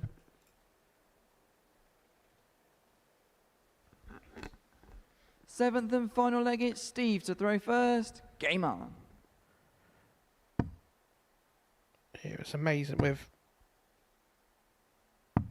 139. It's amazing how advanced equipment has came in such a short amount of time. Can you imagine?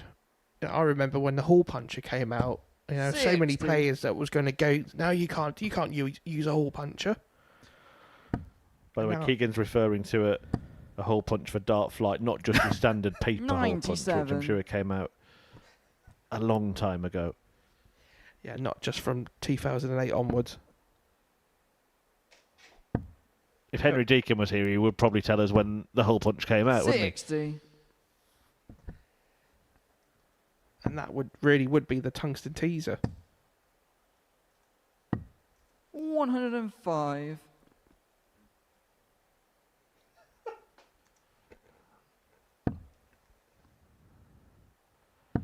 I actually just have had a text from Henry, 60. and he Steve, tells you me require that the hole punch 160. came out in the late 1800s, 1886 to be exact. Cheers, H. 100. And he's watching us all the way from North Europe. 140. Steve, you require 60. What, Scotland? Double 10 Game shot. And that the punch match, as a Steve whole. Beaton. in the double. And Steve Beaton gets the better of Mike Warburton. A 4-3 success for Beaton to double his points tally for the night and to join Scott Taylor at the summit of the stack. But Taylor will hope to remain unbeaten next when he takes on the so far winless Jensen Walker.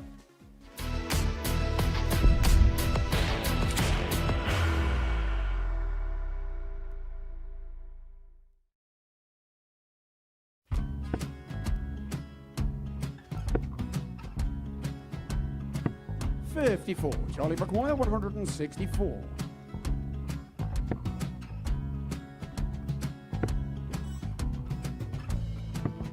$44.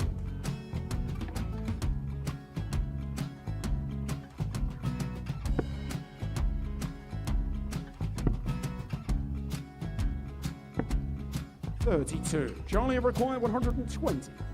Well, 120. He's got a fair, at least 2 handfuls of this. Just needs to stay 60. there. That's a good shot. Halves his score. Leaves himself on a 2-darter.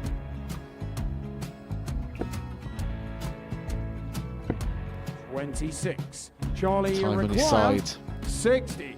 to become back-to-back singles champion.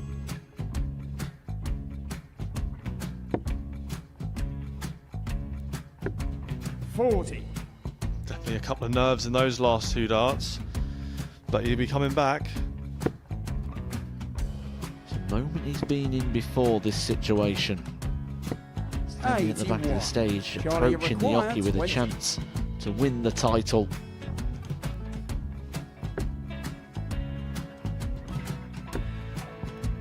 He did this to win the first title, if you remember. 11. I think he's gone. Georgia I think require he's gone to 180. bust it, maybe. The first title he wanted 20. He went 6-7-7 to win it. He had a chance to replicate it again. Yeah, I get the feeling that was for a bust, and 39. on that situation there, George Gage wasn't even 9. able to take it out going to the 18s on that switch. Yeah, I think he just panicked a bit, but he's done well to get that big one. Sometimes can be the hardest part. Georgia requires This is it. 79. It's got to be 19s. It's got to be 19s for this shot. Big 20 and a double. He's got the first one. He's going to get a match dart here.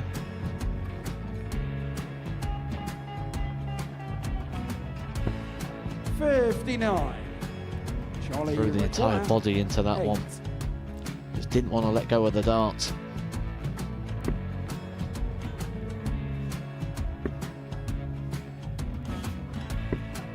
No score. He's given George a chance. Georgia require 20. I think George has been quite good on double 10 today.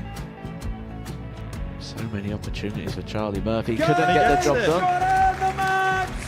And the Red Dragon George Modus Skate. Super Series Influencers Champion, George Skate!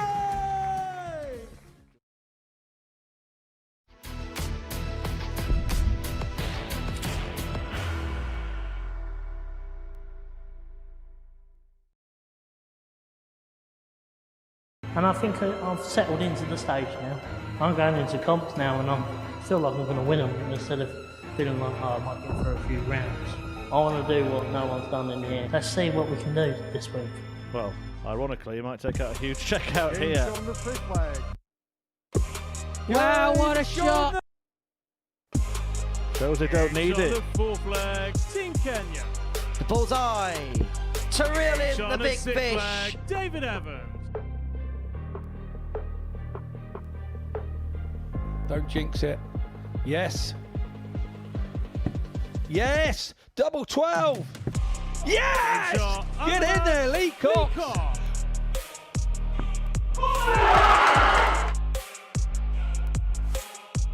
Well, this would be an advanced finish. Oh, what a skin saver. Just about gets the 14, but gives him the dart at the tops, and he's up and running. He's hit a maximum in that leg and a 114 finish. I think we've been here before. What a finish! Colin Osborne! Yeah, it's going to be a fabulous week on week 6. They keep getting stronger and stronger, don't they? And starting on Monday, we're going to see Group A get underway with Manpreet Kelsey coming over from Kenya, Graham Usher, a former runner-up, Colin Osborne, Gary Hayes, Jack Tweddle, and the other fella, Adrian Gray, David Evans and Lee Cox in Group B. And in Group C, Kevin Burness, Mark McGeaney and the Prince of Darkness, Ashley Coleman.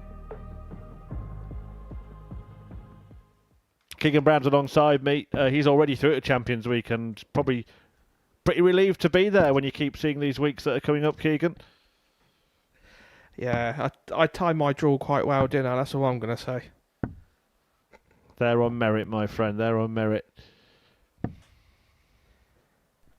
See, just like that, it feels like we've gone back to Group A with this fixture. Yeah, back to Group A and back to 2 former Champions Week winners colliding. Seen plenty of that this week.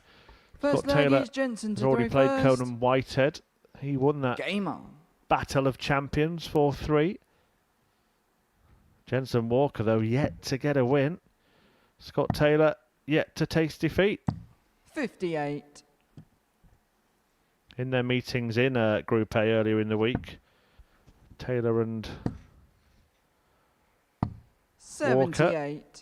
Walker. It was Walker who got the win on Monday. That went the distance, 4-3. Taylor returned the favour on Tuesday in another 7-leg 43. affair. And then on Wednesday, it was a Walker whitewash.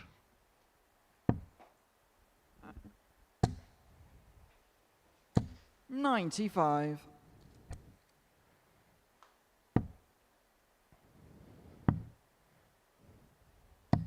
96.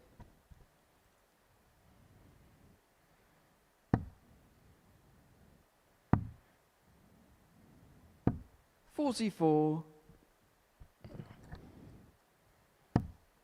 You know, it's going to be a bit of a weird fixture where 69. on current form this evening, Scott would be targeting Jensen to get the maximum points and a very good leg difference.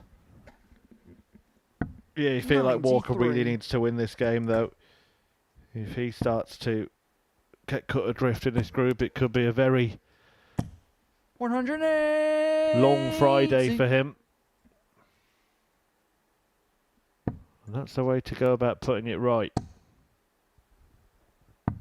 59. Jensen, you require 55.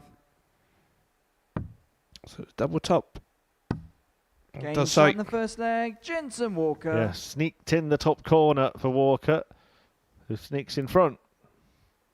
Second leg, it's Scott to throw first. You know, Game Keegan, on. we've never seen a group where all the players finish on the same number of points. 100. This group's got the potential to do that. Because there's it sounds daft, 140. but nobody's actually taken it.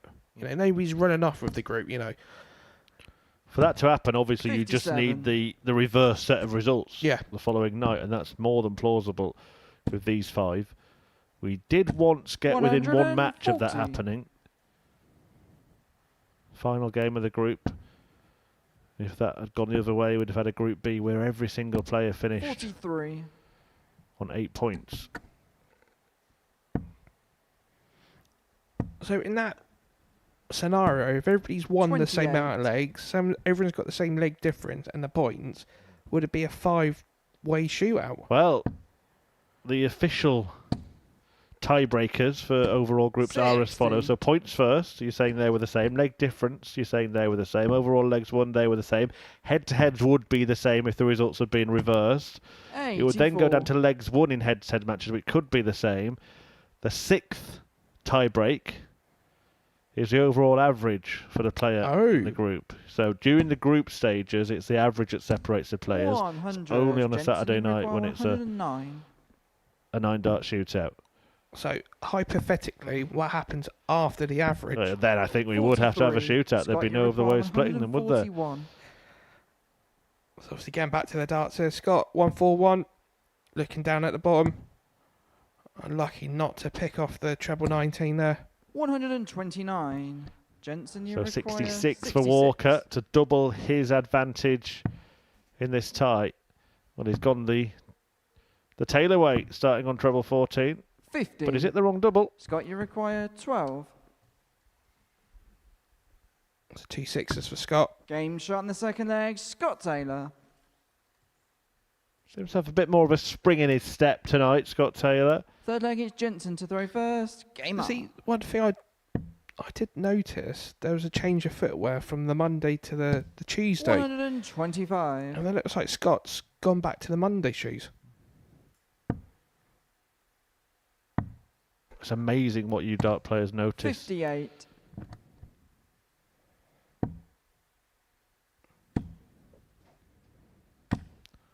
$100. Couldn't tell you what shoes I had on Monday. I think they were sandals. Whose? 81.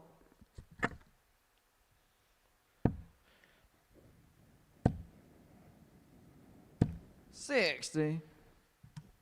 It's a nice picture of it. There it is, just like that. I'm so glad that was nicely hoovered, that's what I'm going to say. Yeah. 100. I'm just worrying about that diet I'm on. I'm sure I looked at his shoes and the word eat was screaming out at me. 100. Yeah, solid leg here from Jensen. 85. Jensen, you require 116. He doesn't have to take it out in this visit with Taylor not on a checkout. 42.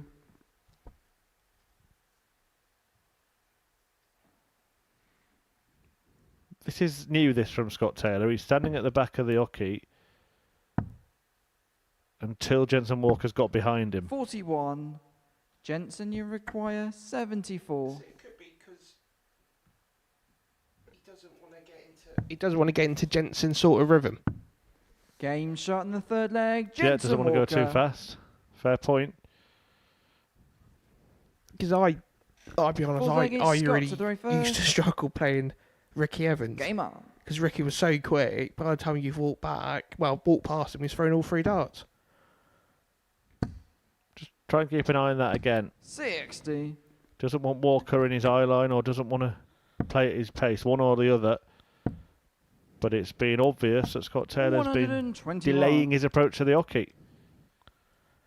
Something you see in a lot of professionals. Dimitri's the first one that springs to mind, where he takes his time and approaches the hockey very methodically. I think something may be awry here because he was sort of muttering something to himself as well as he approached the hockey. 100. Something's possibly bothering him.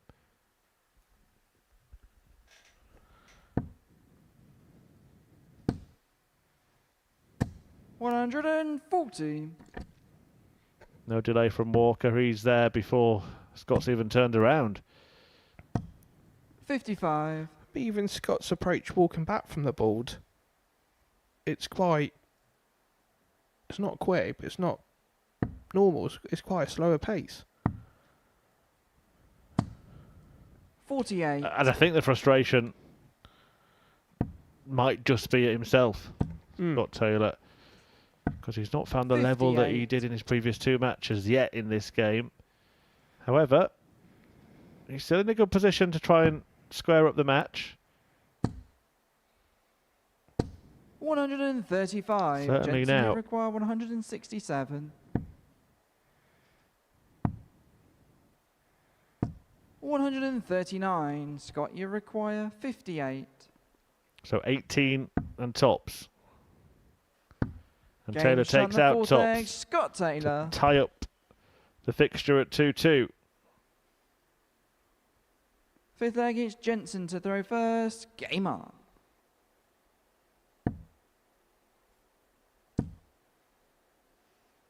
$100. That time he didn't wait. 85. You can tell he's very visually annoyed. 140. This time he kind of waits a little bit, but not as long as he was the last couple of legs. 100. What you don't want to do is lose your own rhythm, lose your own routine. 100.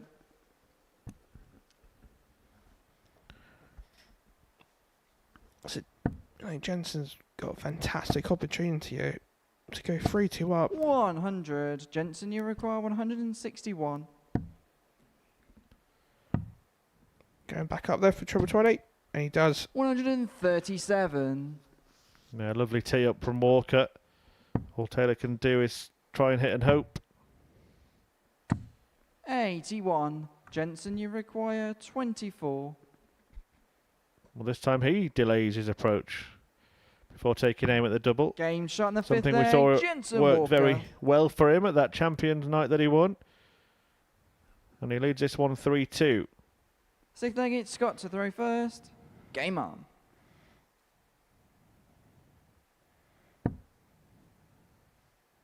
Don't forget, Scott Taylor hasn't lost tonight. Jensen Walker 125. hasn't won tonight.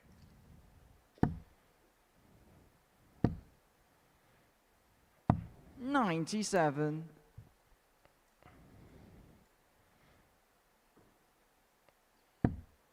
I think maybe Scott was just getting lost in Jensen's pace. 134.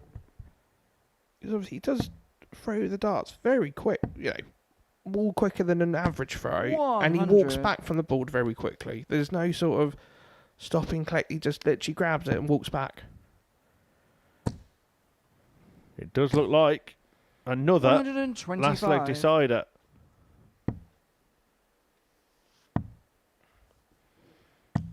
91. Scott, you require 117.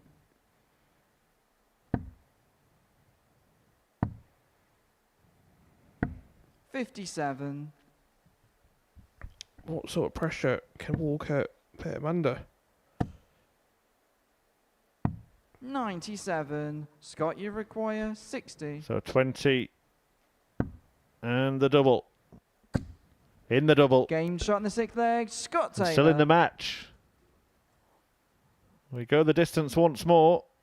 7th and final leg is time Jensen to throw first. From 7 Game matches. We've seen all 7 legs played. Scott Taylor has played 43. every possible leg tonight. He's won every possible match tonight so far. 86. He's definitely getting his money's worth tonight.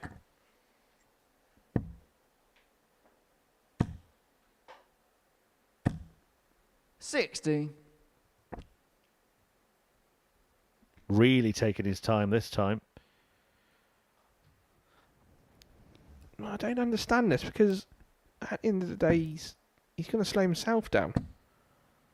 If you can do it and not affect your rhythm when you're throwing the darts, then do what you like. But it must be difficult to do everything else at a different speed and then just get to the hockey and throw at your normal pace. Yeah. 81.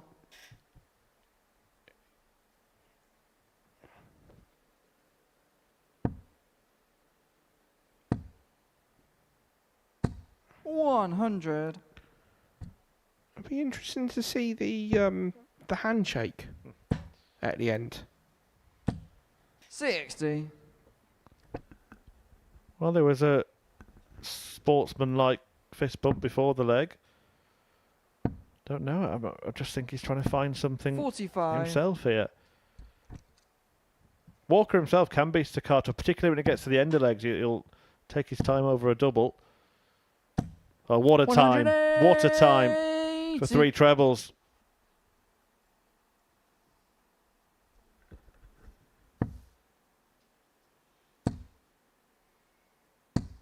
$85. Scott Snarl Jensen, you require couldn't earn him any more points. He's left to quite an awkward finish, 119.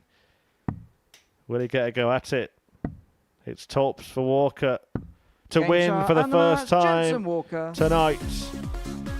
And Scott Taylor is beaten for the first time tonight. It's another 4-3 result, but this one goes against Taylor, and you can see that Jensen Walker knows he needed that. It puts him back in contention. He picks up points. There are only 2 points separating this entire group at this stage, and that won't change after the next match, but there will be a win for either Whitehead or Warburton.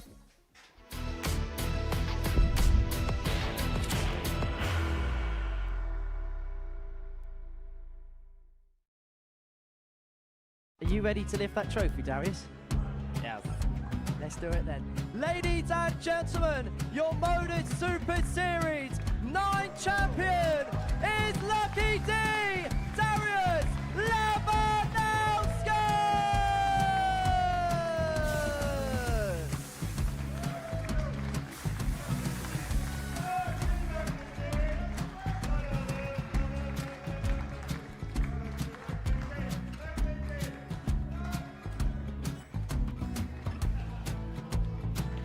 Well, what a wonderful night of darts we have seen, and we are ready.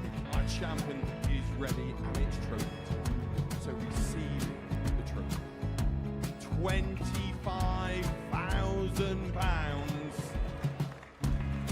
The new Modus Super Series champion, the Terminator, Marvin Van Velzen.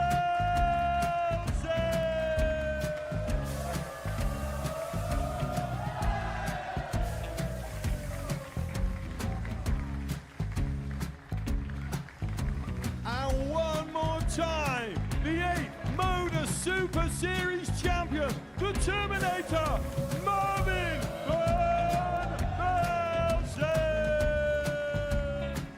And the new Modus Super Series champion is Andreas Dirty Harrison.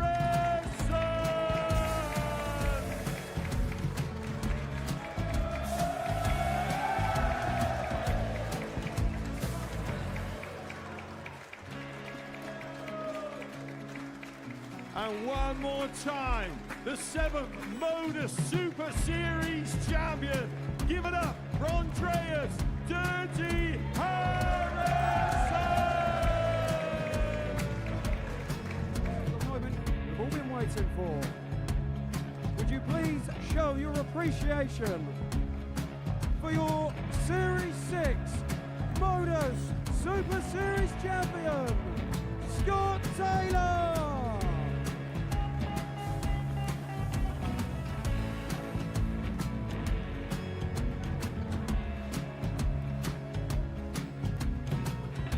One more time, your new Modus Super Series champion. He is Chucky. He is Jim McEwen. Ladies and gentlemen, your Modus Super Series champion, retaining his title, the Nuke, Luke Littler!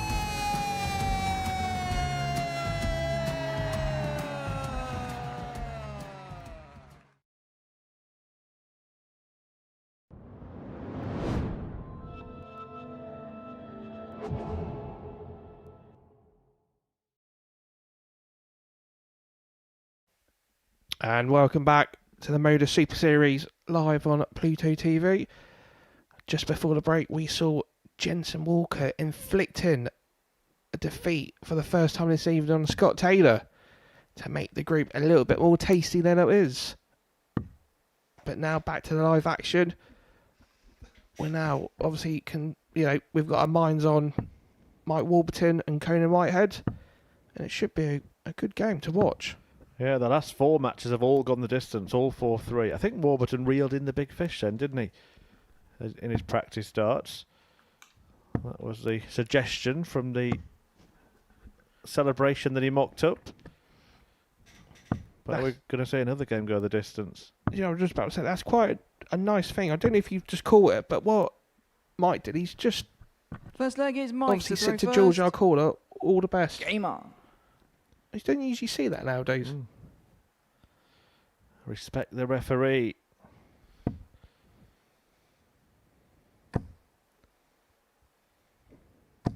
$100. There he is.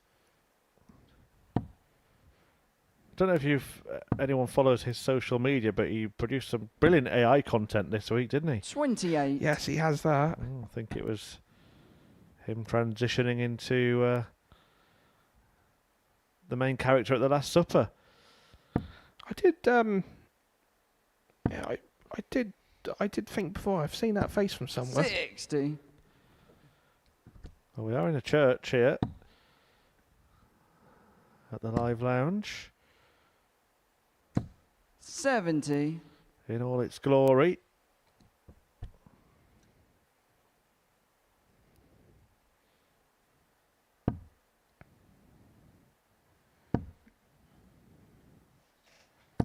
$140.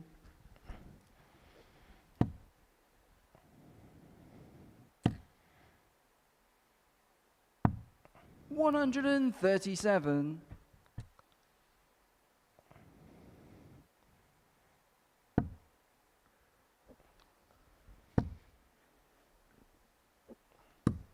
$105.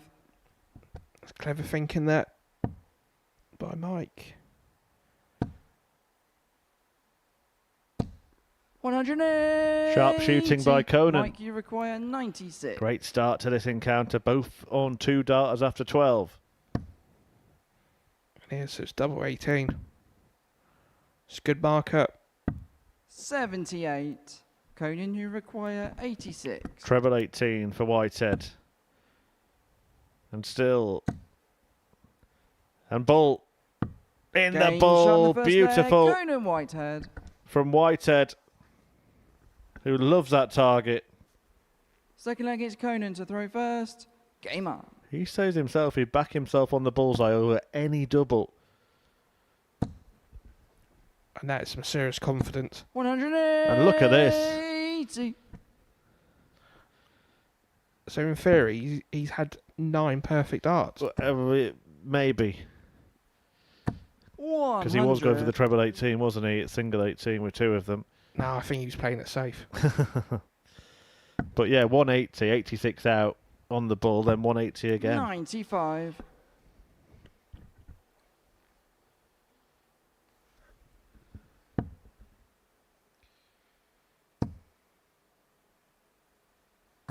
$100.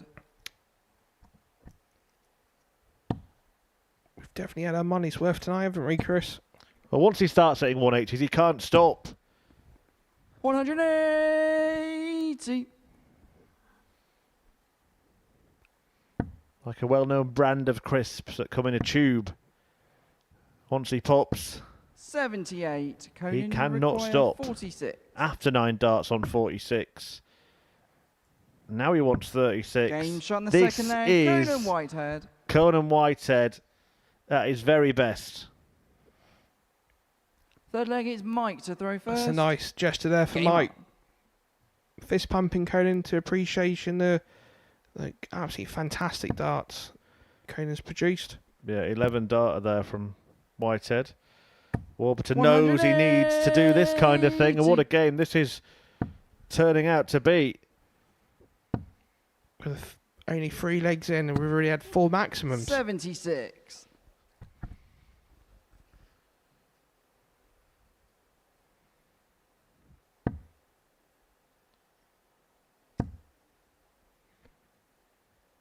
$60. A really, really enjoyable encounter so far.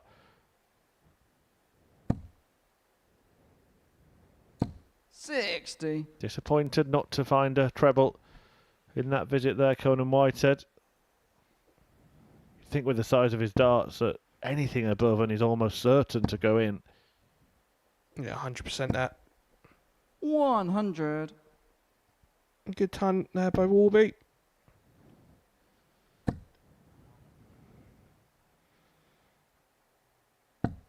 $41. Mike, you require 161. He's got a couple of visits, maybe even more than that. But he may fancy doing it in one. Can't quite manage that. 123. Good leaf there for 38. Pressure can Conan put this under. 121. Yeah, there's Mike, nothing you worse. require 38. Would you hit that one when you know the treble's banging to be hit? Game shot in the third leg. Mike Warburton. So, Warburton gets himself a foothold in the game. 14 darter. Every single leg in the match so far completed in 5 visits or fewer.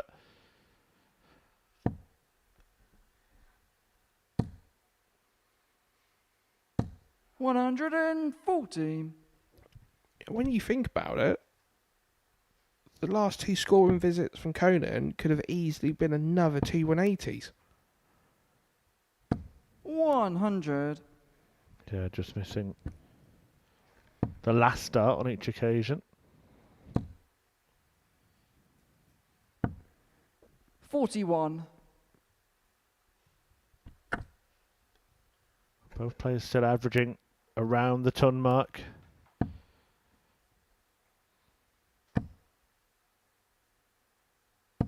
$100.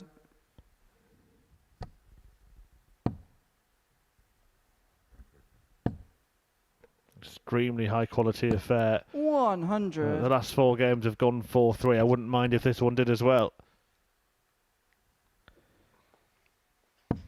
To be fair, this is a really good pacer game here.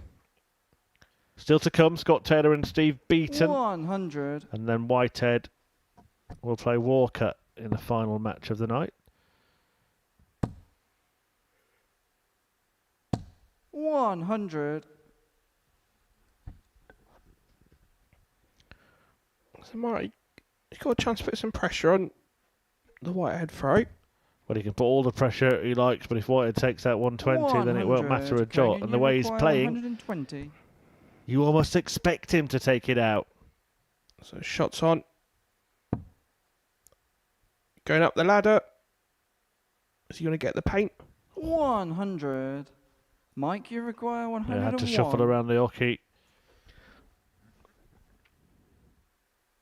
So it's 101. Looking down the bottom of the board. 49. Conan, you require 20. Game shot in the fourth leg. Conan Whitehead. Whitehead does open up that two-leg cushion. One thing I Fifth didn't leg notice is in that Mike to throw first. Game on. previous leg was when Mike had the 201, he went treble 20-20. He did it at 25. And we've seen him in a couple of legs previous where 45. he hit the 25 to leave 96 for a 2-darter. So I wouldn't mind wondering though the explanation to why he didn't go 100. for it. Surely a 2-darter is easier than a 3-darter.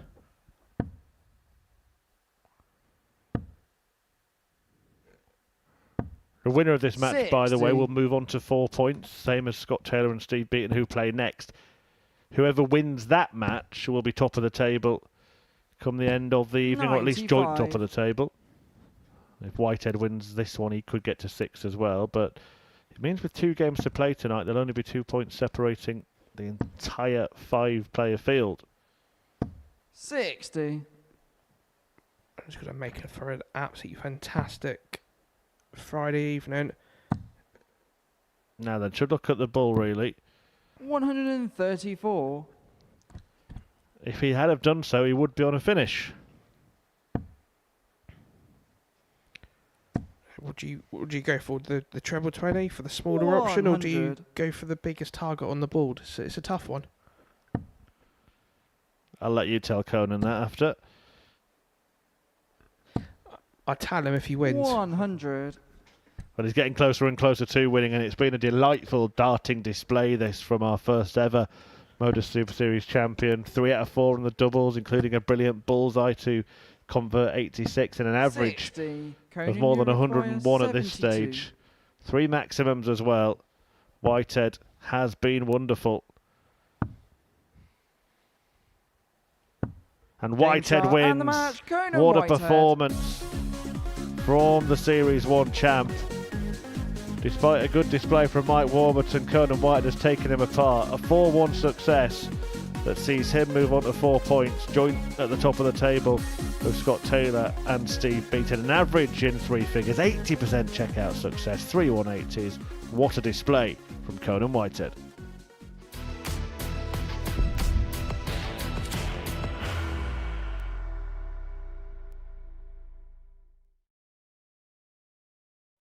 You will be disappointed with that. He wanted to have Graham one dart for the match.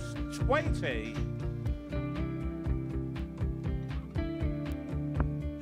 Graham Usher wins the first game of Champions Night, and it was an absolute ripper.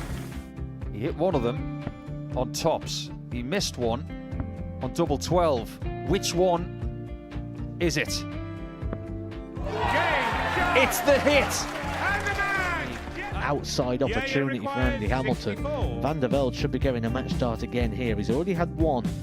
Mr. Darter tops for the match to win 4-1. And he Darter double 16, gets the job done there for Jurgen van der Velde. He gets over the line with a 4-2-6. Did he go for tops, or did he just overshoot the single? Jimmy doesn't care. Jimmy just looks to eat this up to make the semi-finals for the second time. Adam Kaplas has been eliminated.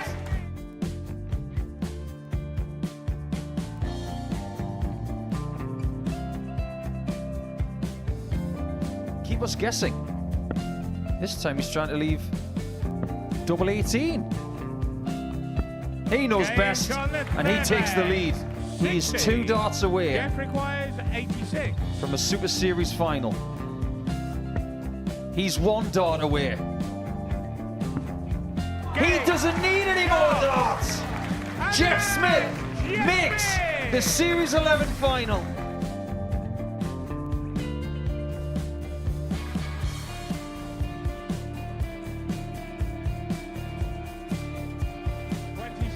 Is Usher losing his cool a little bit here? Oh, absolutely. Right now, I'd say the head's gone. And you don't have long to recover. It is very, very short format darts. Van Skeet's halfway to victory. He only needs 1 more. Jimmy Van Ski is yet again into a Modus Super Series final.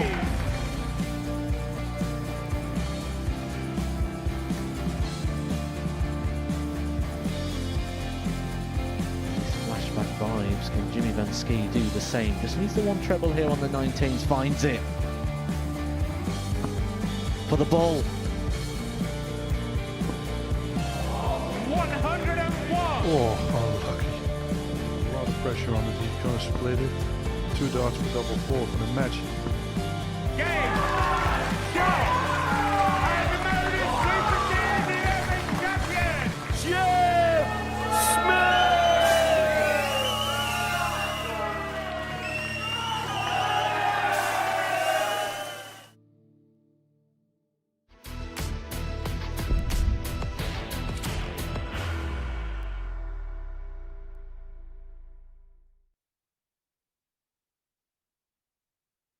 Welcome back to the Modus Super Series darts action, live on Pluto TV, where we have a battle here between Steve Beaton and Scott Taylor. And the winner of it will be top of the table. Conan Whitehead currently occupies that spot, level on points with both Taylor and Beaton. Whitehead ahead on leg difference. He will play Jensen Walker in the night's last match. There is the possibility that we could have one player on 6 points, and we could have 3 players on 4.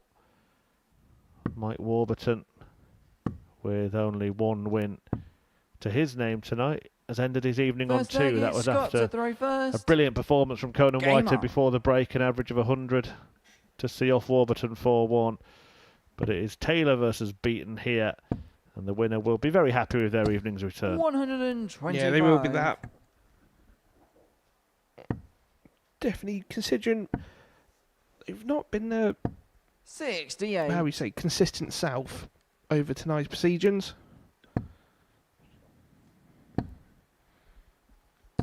$85. Yeah, Beaton started it well, a 4-1 win against Jensen Walker, but he then went down 4-1 to Conan Whitehead before 97. winning a last leg decider against Mike Warburton. And Scott Taylor also won a last leg decider against Mike Warburton and Conan Whitehead, but then lost one against Jensen Walker. He's played every single one of the 21 possible legs so far. Scott, you require 111. Looking at 50 full, so it's double top. 91.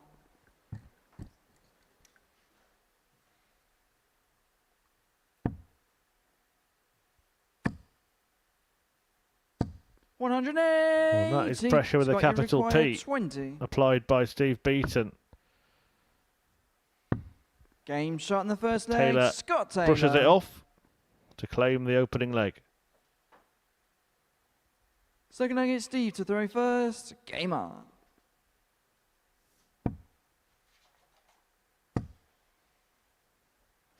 $97. We mentioned it, and I mentioned it actually to Steve at the start of the night. 81. When him and Edwin Lewis represented Team England, they missed out on 8 points, which is rare. I suggested to him that this could be the kind of group where that could happen again. 180. It really is shaping up like that may well be the case for somebody. 60. This time tomorrow, we could be working the table off averages. Yeah, 10 points will be enough for anybody 60. to qualify. But 8 points might not be. That's how close it could become. You know, when you look at the England campaign, 125. Steve, you require 164. Steve averages, they ran an average of over 90 and didn't qualify. 92. So that just shows you how good the field was. The Irish duo taking the title. John O'Shea and Conor Heenahan. Steve, you require 72. Double 16. That's Game where he shot likes the to second be, leg, and that's Steve what he Beaton. finds. 14 darter for Taylor. Replied to with a 15 darter Third leg, it's Scott to throw first. Beaton. Game on.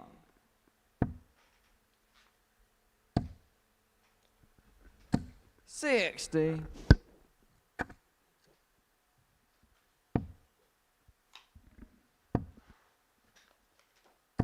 $140.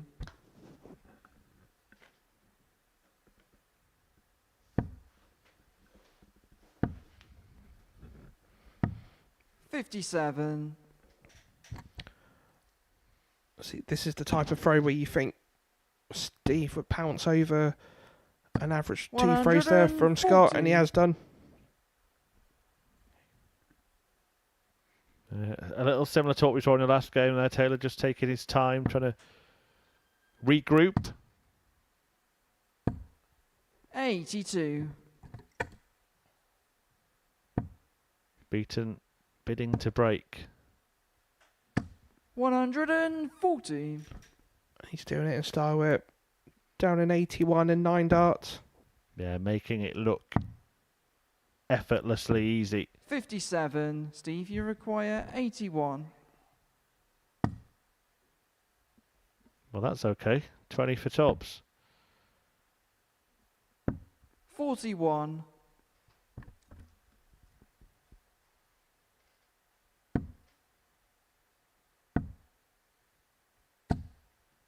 75. Steve, you require 40. Quick thinking that from Scott Taylor to leave 170. But he won't get a go at it. Beaton does break. Steve Beaton. And the bronze Adonis takes the lead. Fourth leg, it's Steve to throw first. One more game to come. Conan Whitehead taking on Jensen Walker in the final one of our all-champion affairs. 98.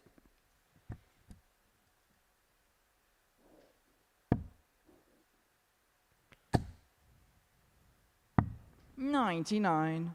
I think the last match would be good to see Jensen win that one, won't it? You know, get everyone on 4 points.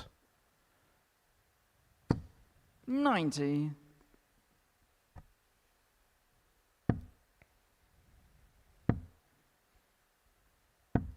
66.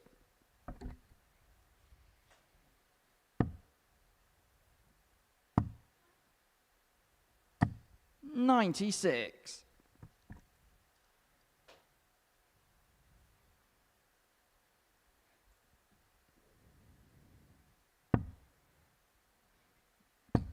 'It just seems to be losing the line quite a lot 45. tonight. Scott Taylor, lots of 5s, lots of 1s.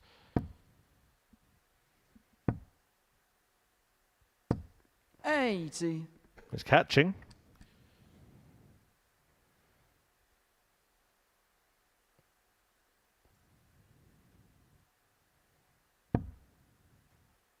Should be good light. Using it fantastic there. 100. Steve, you require 137.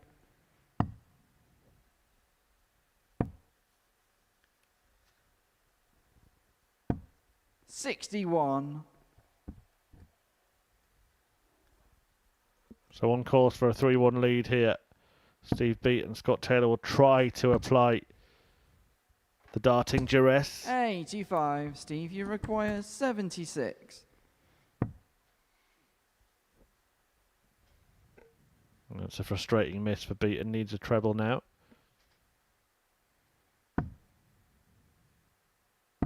36. Couldn't get it. Scott, you require 106. Will he do what he did earlier and go for the treble 20 on this? Bear in mind that he couldn't finish after the first start. Deja vu. He knows that was a great opportunity to get back on level pegging. 30. Steve, you require 40. Game shot on the fourth leg. Steve Beaton. Instead, breathing space for Steve Beaton. Fifth leg, it's Scott to throw first. Taylor looks to the heavens. Game on up. his first 2 matches of the night. And it's one of those, isn't it, in terms of mentality, Keegan, where if you come away with 2 wins from your 4 matches, often how you feel depends on when you won the matches. 140. Most definitely. because let's be honest, you only remember your last match, and obviously in a knockout basis, 140. unless you win it, there's always going to be a loss, and that's why the Super Series is so much different, because every game counts, every result 59. counts. And then you all come back on Champions Week having won your last match, Keegan. That is very true. 100. Don't worry, I've already got the tissues ready.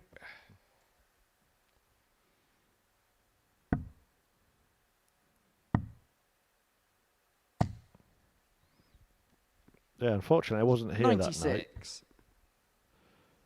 But I was watching from home.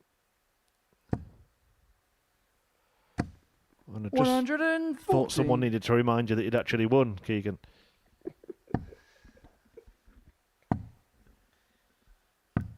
$56. Steve, you require 121. Well, Steve Beaton could win it, and he could win it here.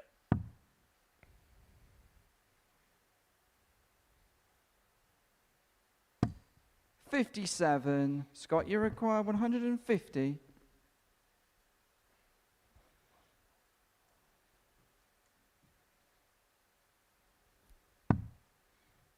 There's another one there. I think that the slowing down before visits is actually causing him to rush during the visits. Because it feels like 81. Steve, you require he's taking his time to the 64. hockey, but then rushing it to get momentum. Well, this would be the real momentum Game shot and stopper the match, because Steve Steve Beaton Beaton. stops the game and stops Scott Taylor from adding to his tally. A 4-1 win for Steve Beaton that sends him to the top of the table. 3 wins from 4 tonight for the former world champion. 6 points from a possible 8. Is he going to make it through to another finals night? We'll find out tomorrow, but one more match to come tonight as Whitehead takes on Walker.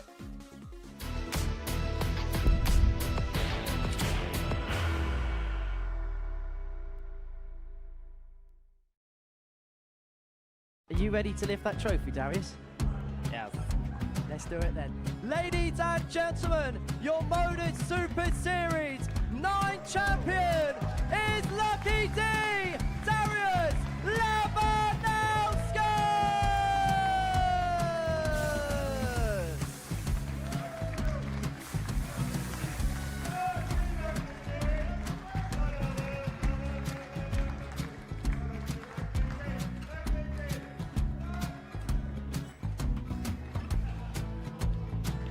Well, what a wonderful night of darts we have seen, and we are ready. Our champion is ready, and it's trophy time. So receive the trophy. £25,000.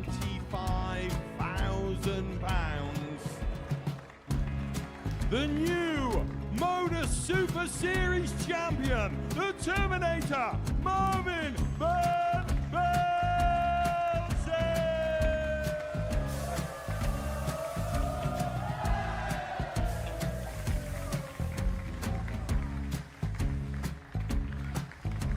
And one more time, the 8th Modus Super Series champion, the Terminator, Marvin Van Velzen! And the new Modus Super Series champion is Andreas Dirty Harrison!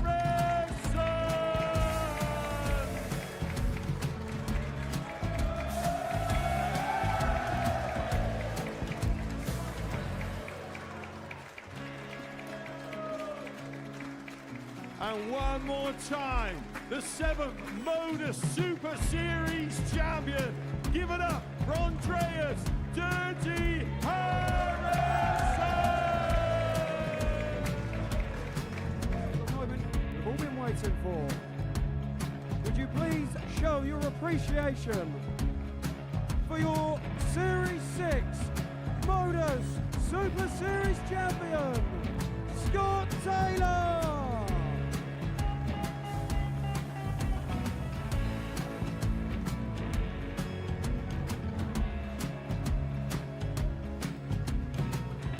One more time, your new Modus Super Series champion.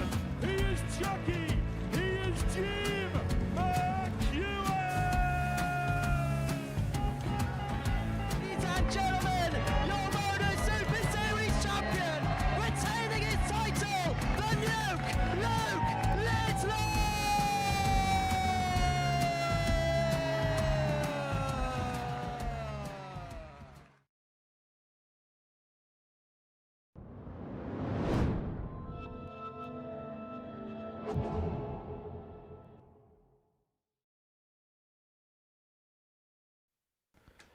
Final match of the night then here at the Super Series to bring an end to 25 matches we've brought you over the course of the day. 15 this afternoon in a fantastic Group C, which is led by Johnny Haynes and Oliver King.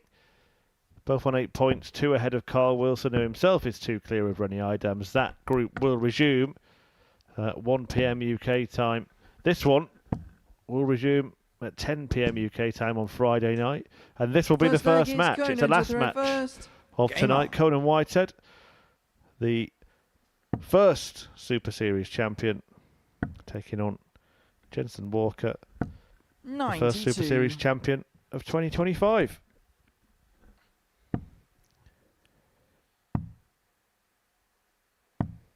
Even though this one's at the latter of the bill tonight, you know, either result for both players could become massive. 100. Well, if Conan Whitehead were to win it, he'd join Steve Beaton on 6 points. Scott Taylor would be on 4, and then the 2 players outside 99. the all-important top 3 would be Walker and Warburton with just 1 win. You'd think it'd be difficult for them to catch Whitehead and Beaton then. So good opportunity for Conan to get some clearance here. But if Walker were to win it, just 2 points is going to separate 4 players. 100. Conan, you require 138. And it really is going to make for some absolutely fantastic viewing tomorrow evening on Pluto TV. 33. And don't forget the darts never stop here at the Modus Super Series Pluto TV channel. 81. When they're not playing live tournament play, we've got plenty of other content to bring you.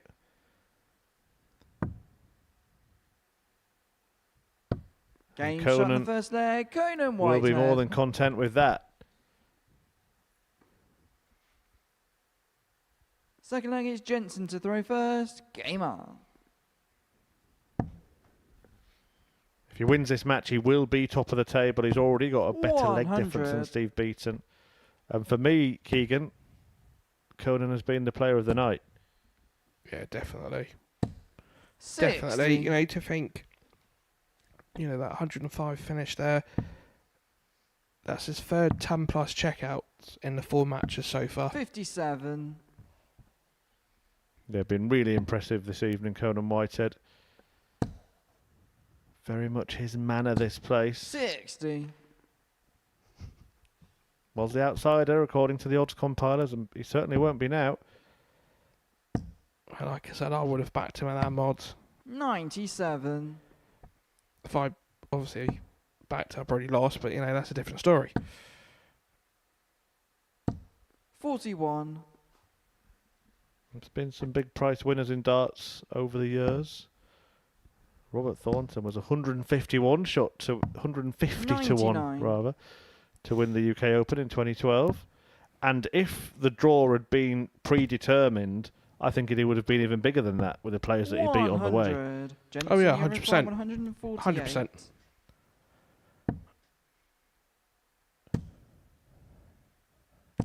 100. Yeah, we just think the 2. We'll get back to Robert Thorne in a minute, and probably in the next leg. 92. So it looks like Jensen, you Jensen's require 48. more than likely going to take out the 48. It's going to wrap up for double 16. Game shot the second leg. Jensen Walker. All square then between Whitehead and Walker in the final clash. Third leg is Conan to Thursday. throw first. Game on. Going back to obviously Robert Thornton, the thing that people forget is the 2 majors he won in the PDC. He beat the best 2 players 60. in their prime, and obviously Phil Taylor at the UK Open and Michael Van Gerwen at the World Grand Prix. Yeah, both world number 1 at the time of playing those finals against the Thorn. That's a fine start from Jensen Walker, now upping his game, taking it to Conan Whitehead. 81. That was the sign of disapproval there from Conan. Because in all fairness, Conan knows how important this match is. Well, it just buys him a little bit of room Ferreira, doesn't 92. it? Tomorrow night, a victory in this one, and he's a win away, probably, definitely would get there with 2 wins. 85. But if he loses this match, 1 win in all likelihood wouldn't be enough tomorrow, and 2 wins might not be. 58. Jensen, you require Not very impressed. 137. This leg is Conan. And Jensen's jumping all over this. 28. Well, the door is open again here for Conan Whitehead to try and walk through. Needs a treble to put some 60. pressure on. Can't do it. Jensen, you I require wonder. 109.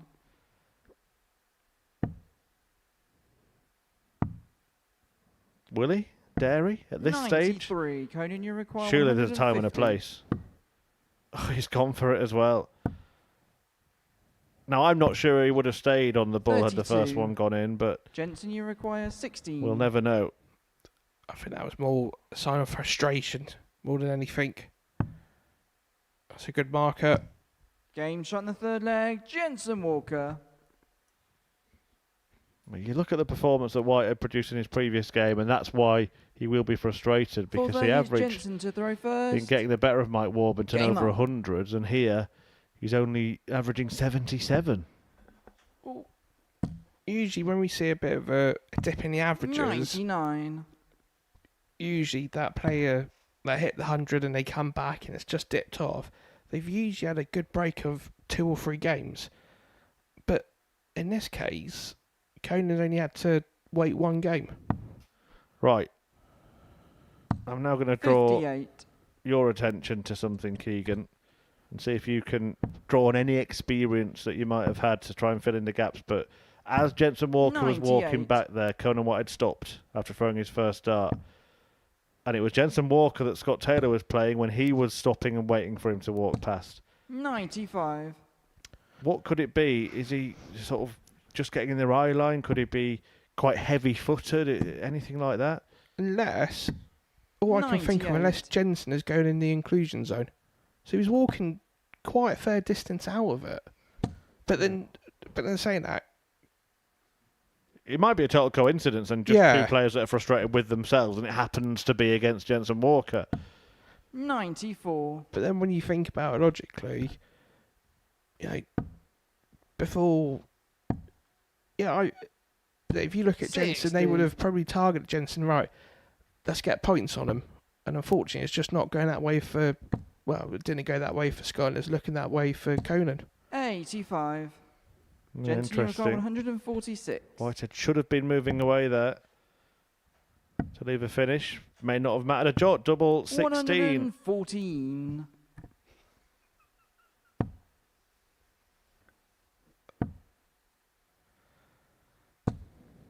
$26. Jensen, you require 32. For 3-1. Game shot in the fourth leg. Jensen Walker.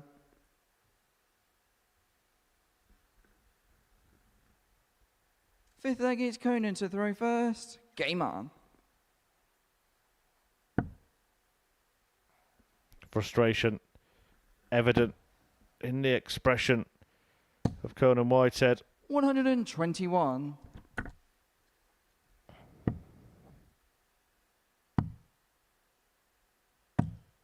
$65. I think it's just all signs of frustration to himself rather than to 180. Jensen. Well, where's that been? But maybe he's found it in time. 96.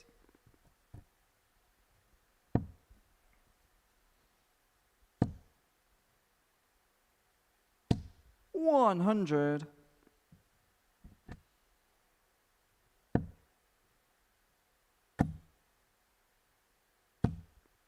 $140.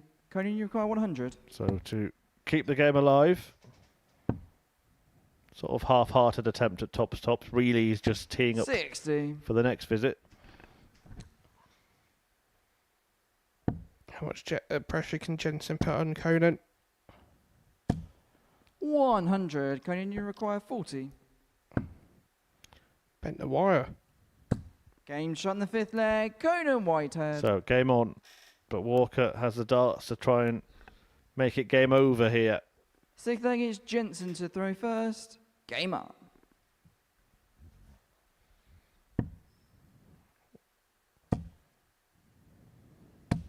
$140.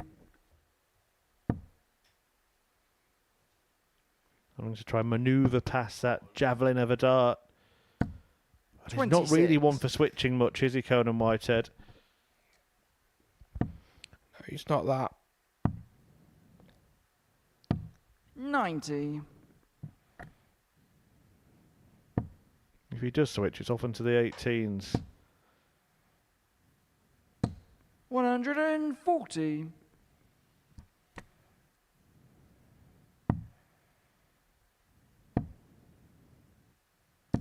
$59. So Conan out. I think it's a turn and puts him back into the leg. A real reaction there, but we did see that earlier tonight where a dart slipped out of his hand. 78.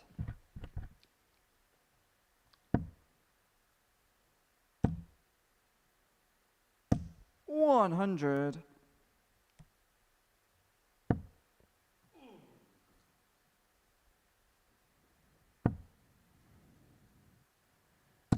$121. Good recovery. Jensen, you require 112. So it's 112 for the match for Jensen. So it's double top. Game shot and the match, Jensen Walker. And it is a win. Jensen Walker, a 4-2 success. He's really turned his night around. Didn't win in the first half of the evening, but has won his last 2 games to go level on points with Conan Whitehead and Scott Taylor, and 2 behind the league leader, Steve Beaton. Myself and Keegan will review all of tonight's action at the other side of the break.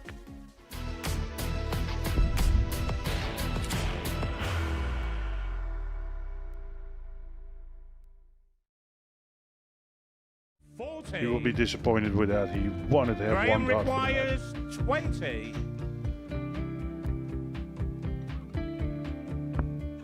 Graham Usher wins the first game of Champions Night, and it was an absolute ripper. He hit one of them on tops. He missed one on double 12. Which one is it? It's the hit. Outside opportunity for Andy Hamilton. Van der Velde should be getting a match start again here. He's already had one. Mr. Dart at tops for the match to win 4-1. And the Dart at double 16 gets the job done there for Jurgen van der Velde. He gets over the line with a 4-2. Did he go for tops, or did he just overshoot the single? Jimmy doesn't care. Jimmy just looks to eat this up to make the semi-finals for the second time. Adam Gablas has been eliminated.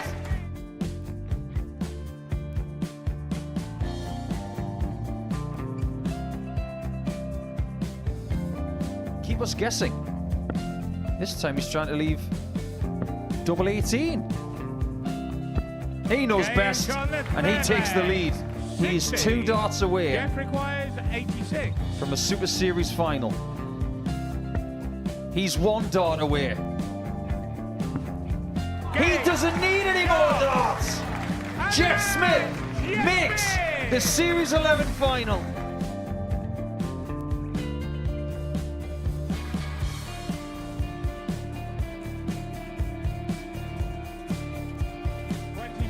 Is Usher losing his cool a little bit here?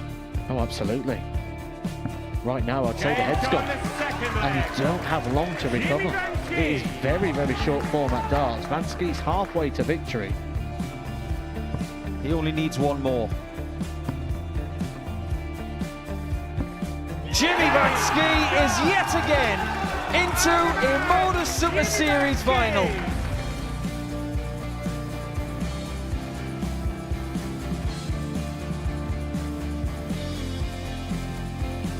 Flashback vibes. Can Jimmy Vansky do the same? Just needs the 1 treble here on the 19s. Finds it. For the ball. 140. Oh, unlucky.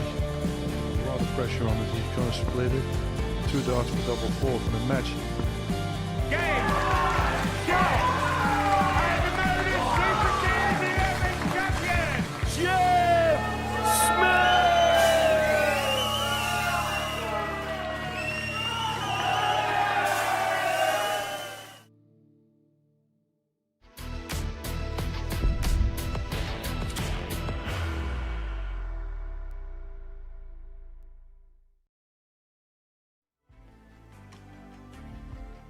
Well, it's certainly been an interesting evening of arrows tonight, and it's ended with Jensen Walker getting the better of Conan Whitehead 4-2. An evening of two halves for Walker. You can see his 2 wins came in the latter part of the night. He'd lost his couple of matches in the first half of the evening, but it's Steve Beaton who's had the best night of anyone. A 4-3 win there over Mike Warburton, a 4-1 victory over Scott Taylor towards the end of the night. Sees Steve on 6 points and clear at the top of the table from Whitehead, Walker and Taylor on 4. Mike Warburton with just 1 victory to his name.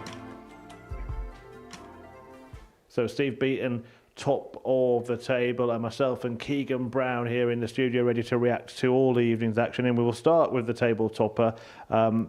Look, one of those nights where he's just gone about his business in that unassuming way that Steve Beaton does. Yeah, he was as classy as ever, wasn't he? Let's be honest. You know, he took out the right shots at the right time, like this 116.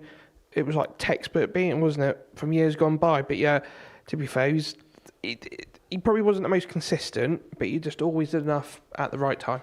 Yeah, certainly did. We saw plenty of moments like this, and a couple of convincing wins as well. When most games were close, Steve Beaton did seem to win with ease in a couple of his games. Yeah, definitely. I think the one that caught me was when obviously he played Scott in that second from last match, and you know, when he went like cup off all the legs bar 15, you're just thinking, wow, he's playing well at the moment.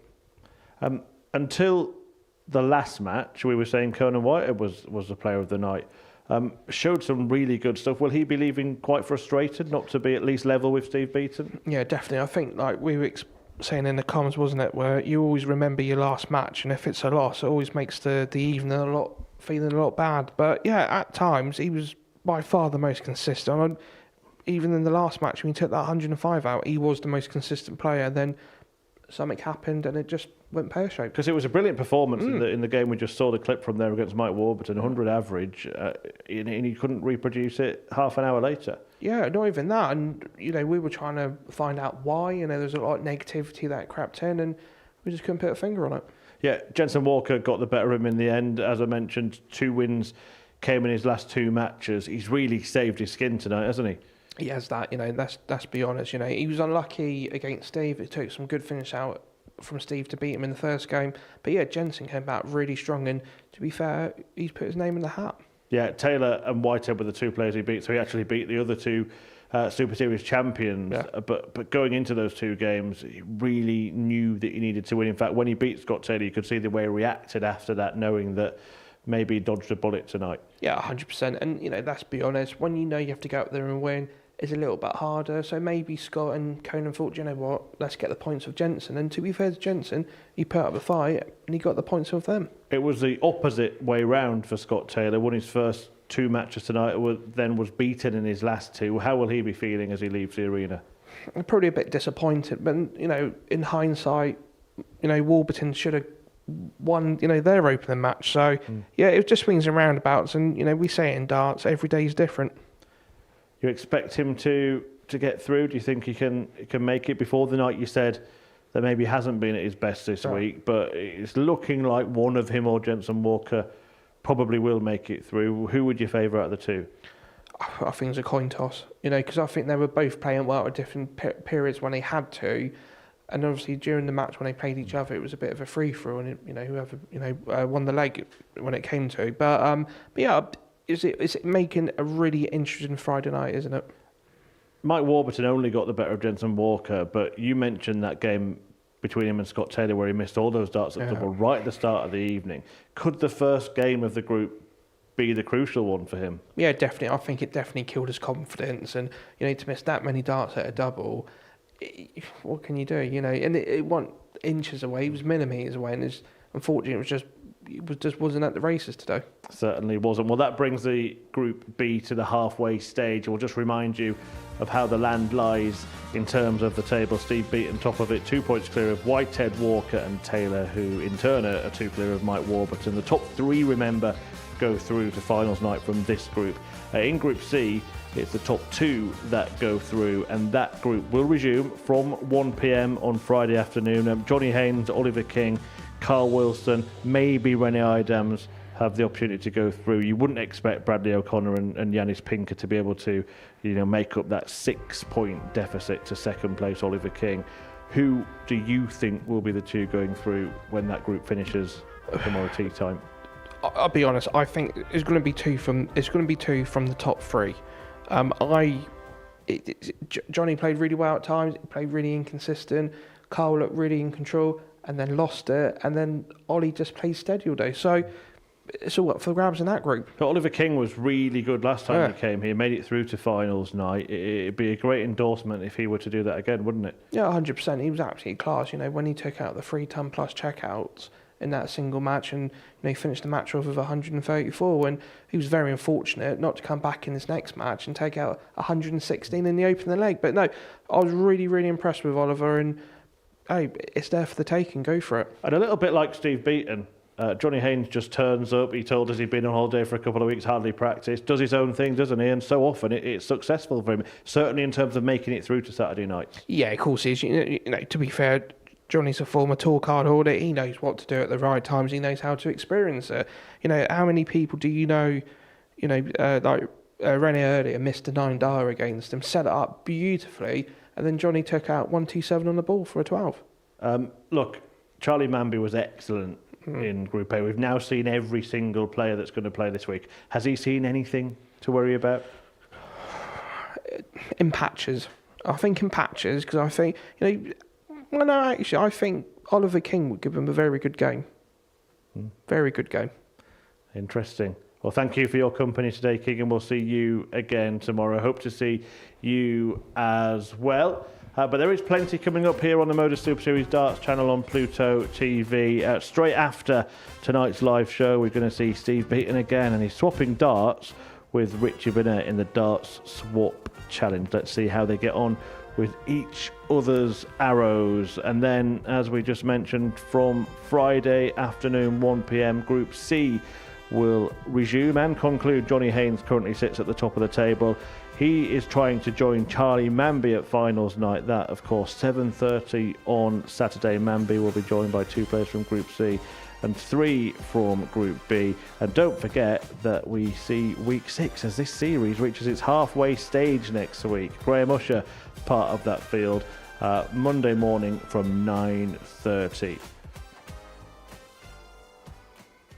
But that's it for this evening's action. It's been another entertaining night of arrows, and we've got another double dose of darts for you tomorrow. Bye-bye for now.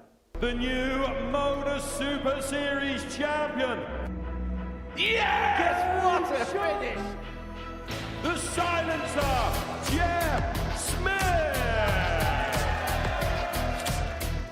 And it is shot wins Week 6. Maximum checkout. He's done it.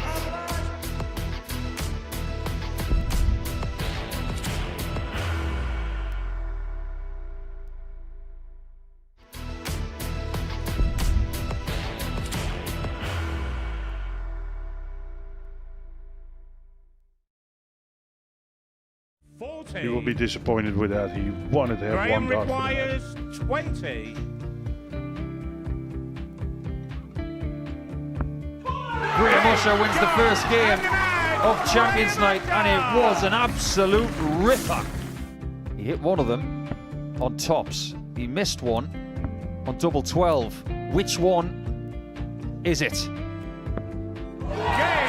It's the hit. Outside opportunity for Andy Hamilton. Van der Velde should be getting a match start again here. He's already had one. Mr. Darter tops for the match to win 4-1. And the Darter double 16 gets the job done there for Jurgen van der Velde. He gets over the line with a 4-2-6. Did he go for tops, or did he just overshoot the single? Jimmy doesn't care. Jimmy just looks to eat this up, to make the semi-finals for the second time.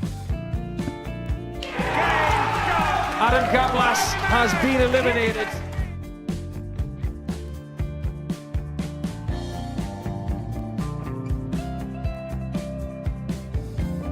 Keep us guessing.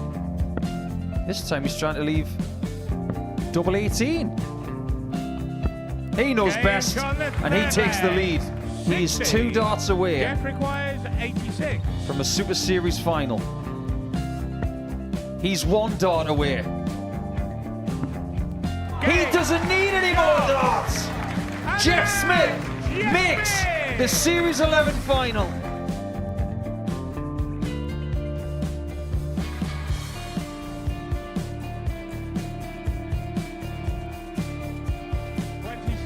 Is Usher losing his cool a little bit here? Oh, absolutely. Right now, I'd say the head's gone. And you don't have long to recover. It is very, very short format darts. Vansky's halfway to victory. He only needs 1 more. Jimmy Vansky is yet again into a Modus Super Series final.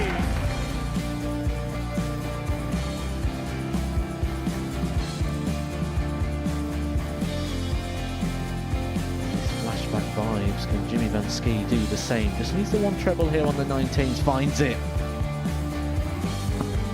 For the ball. 101. Oh, unlucky. A lot of pressure on it. He's going to split it. 2 darts for double 4 for the match. Game